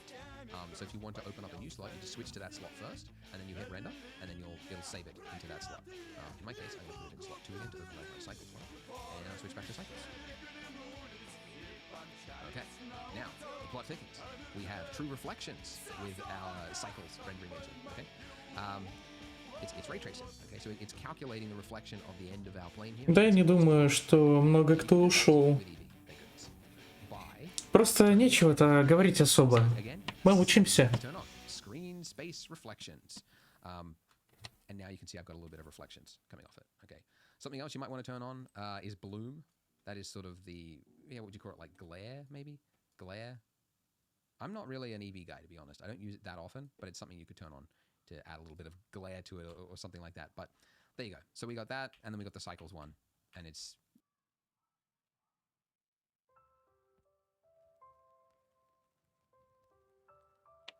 Yeah, you start to understand it. Okay. Почему вам самим не нравится жнец? Мне нравится жнец, иначе бы я его не сделал. In something of this scale and of this material quality, which is icing, which if you've ever looked at my ear, for example, or anyone's ear in direct sunlight, you can often see through it. Can I get it so that you can see through it? Nah, okay, but you get like, you see like the blood vessels and it's like, Oh my god. red in sunlight, right? Чьи-то пальцы. Scattering, it's light that is scattering through a surface. You see it, yeah, like that's the example everyone gives, an ear, but also you see it in things like a glass of milk. You see light start to like enter into it and sort of diffuse through the milk. Well, something of this scale and this type of material does the same thing. And it kind of feels hard, like the donut feels hard. Like it's almost Причем тут это, Сэндон? It's because it doesn't have any of that scattering. So that is this value, subsurface scattering. So if I increase this to let's try 0.1. This radius here, you can see that it's changed it. It looks terrible. This radius here is actually in meters. Like how far does it scatter in meters? Shouldn't scatter that far. And it's also why there are 3 of them. That's the red channel, green channel, blue channel, which is probably, I don't know why it split it like that. Probably because of mass and the fact that, different rays will spread at different wavelengths, like distances. I don't know. But either way, I just change all of them at once, which you can do by dragging down over the values. And then I just adjust it to, I'll just enter it in 0.002, which is really, what is that? Is that millimeters? Hang on, let's try this. 2 mil, oh, you can't enter it in here, even though it is actually like in millimeters. But let's go 0.02. I think that is millimeters. No, that's 2 centimeters. 0.02. Okay, there we go. That's 2 millimeters. I try not to diverge from the script, Andrew. I've rehearsed this before. All right, now you can't see much here, and part of that is also because the subsurface color is the one that it is looking for. So what color should it be when it scatters through something? I usually make this like a more saturated version of the base color. I don't know if that's technically accurate, but it's sort of what I do. And then this subsurface value here would... Да, какой-то у меня получился глазурь. Не знаю, не ягодная, что ли, совсем.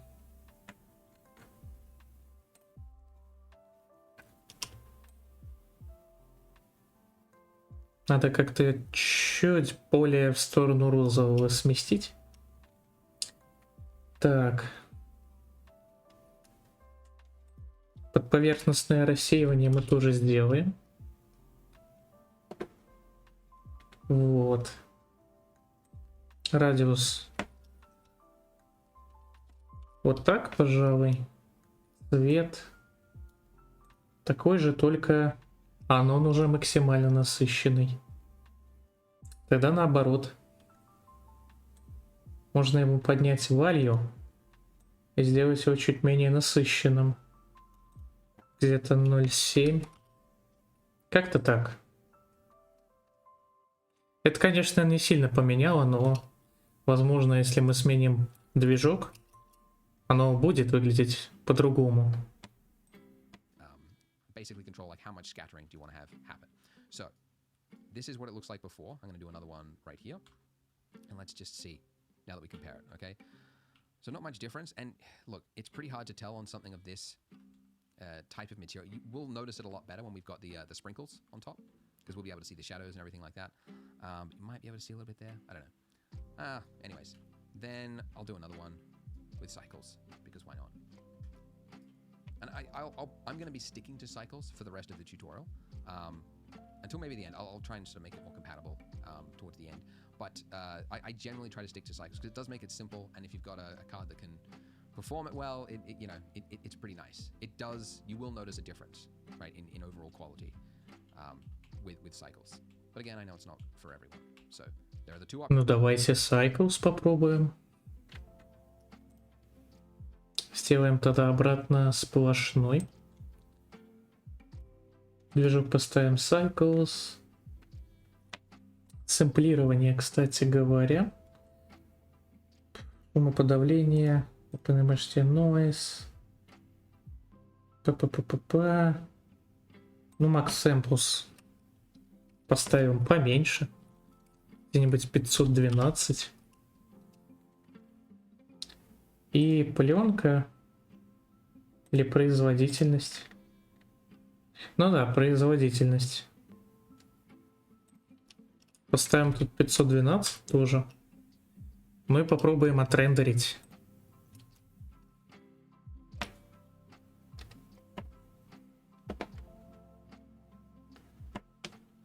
Из модеров только я и коп. А виперов кивайзер.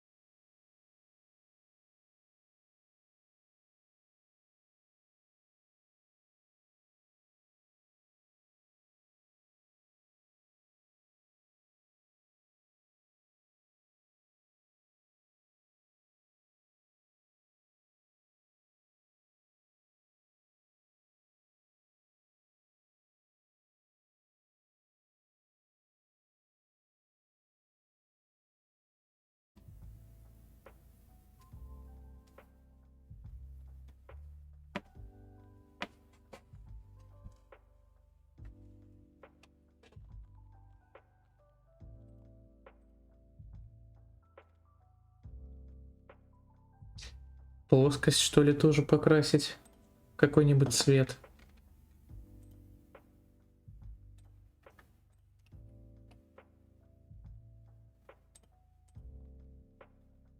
Какой-нибудь... какой у нас может подойти? Пастельно-розовый. Пастельно-синий.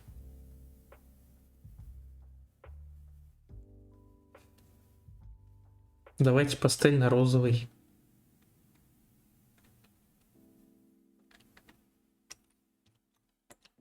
Ну это ладно. Что там у нас дальше? Options for you. So, by the way, here's something else that you can do. So the material view that I mentioned, this preview mode, it is using an HDR. Опять будете играть в Warframe. Ну, я после стрима чуть-чуть передохну и пойду поиграю немного с рыцарем. Да, с рыцарем. Вот.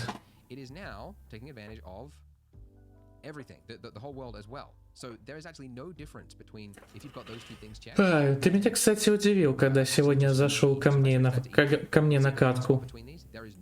Я думал, ты его уже удалил. И больше никогда не зайдешь в эту игру, потому что она тебе не нравится, и ты не готов свое время на нее тратить ради меня. Я не играл, это клевета. Но ты зашел ко мне в катку сегодня. Samples, it starts grainy and then it gradually refines the image to try to arrive at a repeatable, predictable result, basically. So you can see it's starting to get grainy and then it eventually resolves and it says rendering done. So it says rendering done when it has reached its max samples right here. And you can see there are two settings here. You've got viewport and you've got render. So when I hit render, that's why it was taking a little bit longer because the max samples is... Ну, я потом посмотрю в Steam. Something of this size, you don't need that many samples. In fact, yes, there is grain here, but there is a secret weapon that we have not engaged yet, and that is the... Секретное оружие. Умоподавитель. The fact that you can now use it for the viewport. Okay, so double card, or you can just set to optics. But anyways, it will slow it down because it's trying to... But at least it gets through like to try to start it then. So I set it at 50, and then that way I can move around and it won't slow down. You know, ooh, actually know that was defaulting as the Intel one. It's probably not that big of a difference whether you use that or that. Engine to 100 as well. To the 4,000 samples before, it's now doing it in 3. It's still pretty dang fast. That's not cycles only thing. Yes, there are samples in Eevee. It does say sample counts, but it's a different sort of sample. It's not the same. Yeah, so that's really, you see a lot of people caring about samples because the grain, basically, right? Oh, no. Oh, because of noise threshold, it's now actually arriving at a result. But you could just leave it going forever and ever and ever.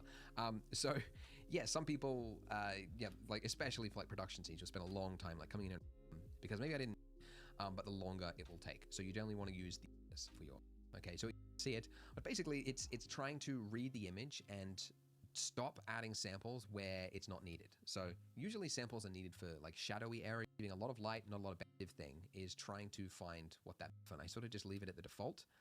If I mean, really, I'm just going to leave it at the default. It's not really value. So the min value means it will override this, so that if we chuck in, you know, just go by like, it's going to do everything at 600 samples regardless. 100 I might use for my final. So if you just want to like override all of these, whatever you can do in 2 seconds, like do it. Let's try that. Maybe go 1. Anyways, that's a little bit about rendering, everyone. Ну, в общем, да. Ставим количество сэмплов 100 и вообще не паримся. Друзья, не паримся.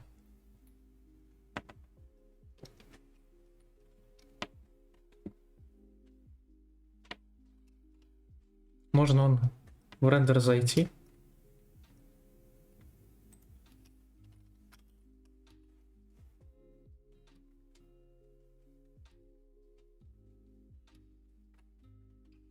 Ну да, оно подлагивает, конечно. Для вьюпорта, наверное, вообще подойдет 50.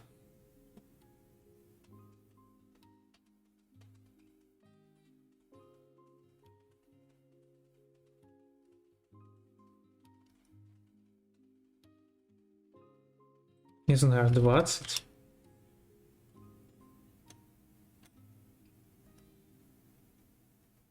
Да, 20 самое то. В общем, ладно. Предпросмотр. Не так уж это и важно. Следующий урок у нас текстуринг. Вот с этим, кстати, проблема, потому что я не заготовил никаких текстур. Для чего он там вообще текстуры будет делать? А уроков, кстати, еще много. Мы с вами вот прошли 6 уроков, а всего их 16. Нам еще 10 уроков осталось, а мы уже тут 3 часа сидим. И тем не менее, пока что... Ну, это, конечно, не выглядит так, как выглядит у него. То есть, у него там это выглядит получше. У него, правда, и цвет другой. И у него железо явно получше.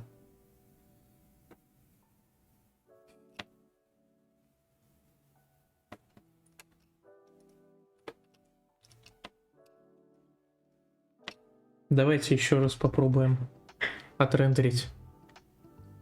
Посмотреть, сколько это займет. И это, кстати, учтите, что я стримлю, по-моему, через... Или я через процессор стримлю. Ну, в общем, то, что я стримлю, тоже влияет на производительность немного. И то, что моделька у меня сейчас, это тоже влияет. Нет проблем, что я шлю чужие стихи. Да мне кажется, нет.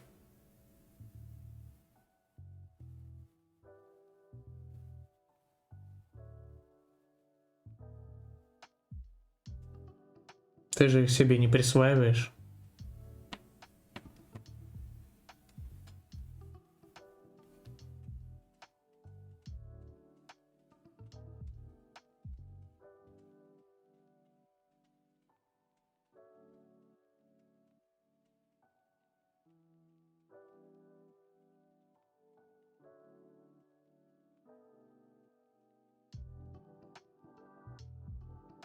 Но я дарю вам чужое, не я автор слов. Ага.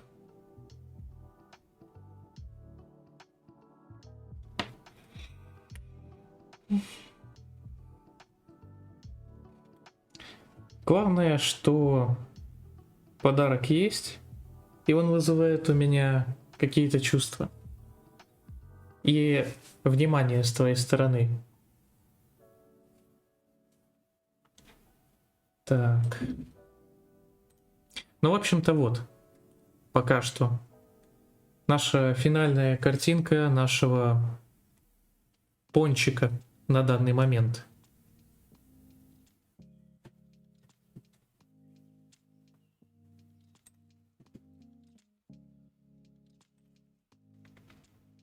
Да, я шероховатость уменьшил. Вам правда нравится, что я делаю? А что ты делаешь? Ты так сказала, как будто я не знаю. Ну, то, что ты мне стихи присылаешь, да, нравится. Это внимание.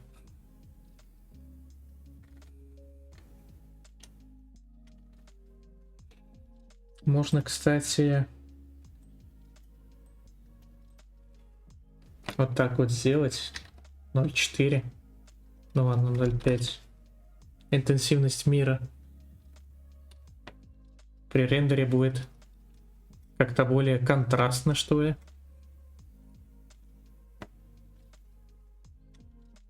Наверное, да.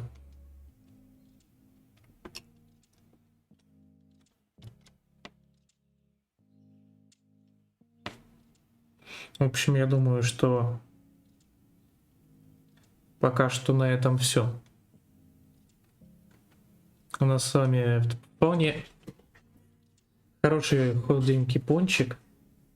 В следующий раз мы его там посыпем посыпкой для пончиков. Текстурируем его. Может быть, я где-нибудь достану текстуру пончика. Не знаю, там для чего он текстуру хочет найти. Возможно, за следующий стрим мы дойдем до конца этих уроков.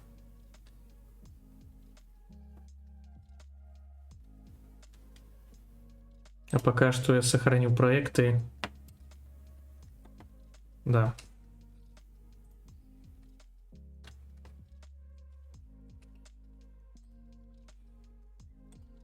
Это все стрим. Но я уже устал. Так, Софа больше не стримит. Сейчас посмотрим, кого можно зарейдить.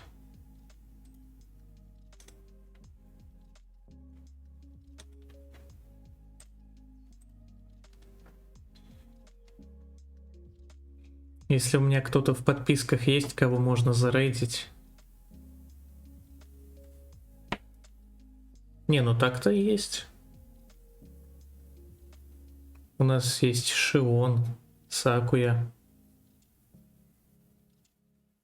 А ты кого хотел предложить? Сэндон. Вы это пишите в чат, предлагайте. Может быть, кого-нибудь новенького найдем.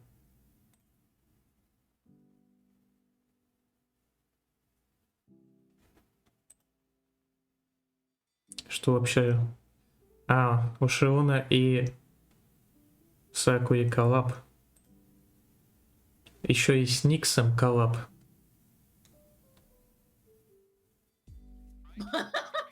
О май гад, что-то громко. Ого. 2,5 часа. Они уже могут скоро закончить. Да, наверное, сегодня без рейда обойдемся. Как-то не нахожу я маленьких витуберов, которых можно зарейдить, хотя нахожу. Походу, кого-то я нашел.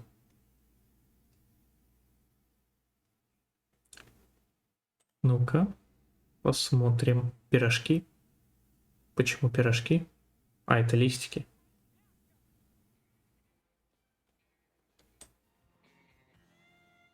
Ага, это художник. И он смотрит Ким 5 с плюсом. Нифига себе.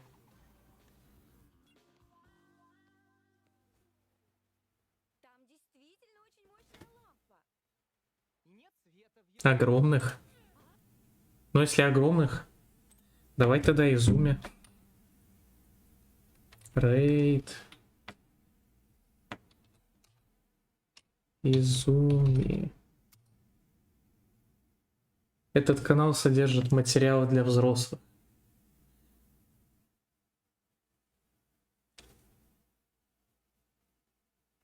Да я уже рейд запустил. Это уже не изменить. Так. Ну что ж, большое спасибо, что учились вместе со мной. Да не, зачем отменять-то? Ты же сказал, рейдим огромных. Вот и рейдим огромных.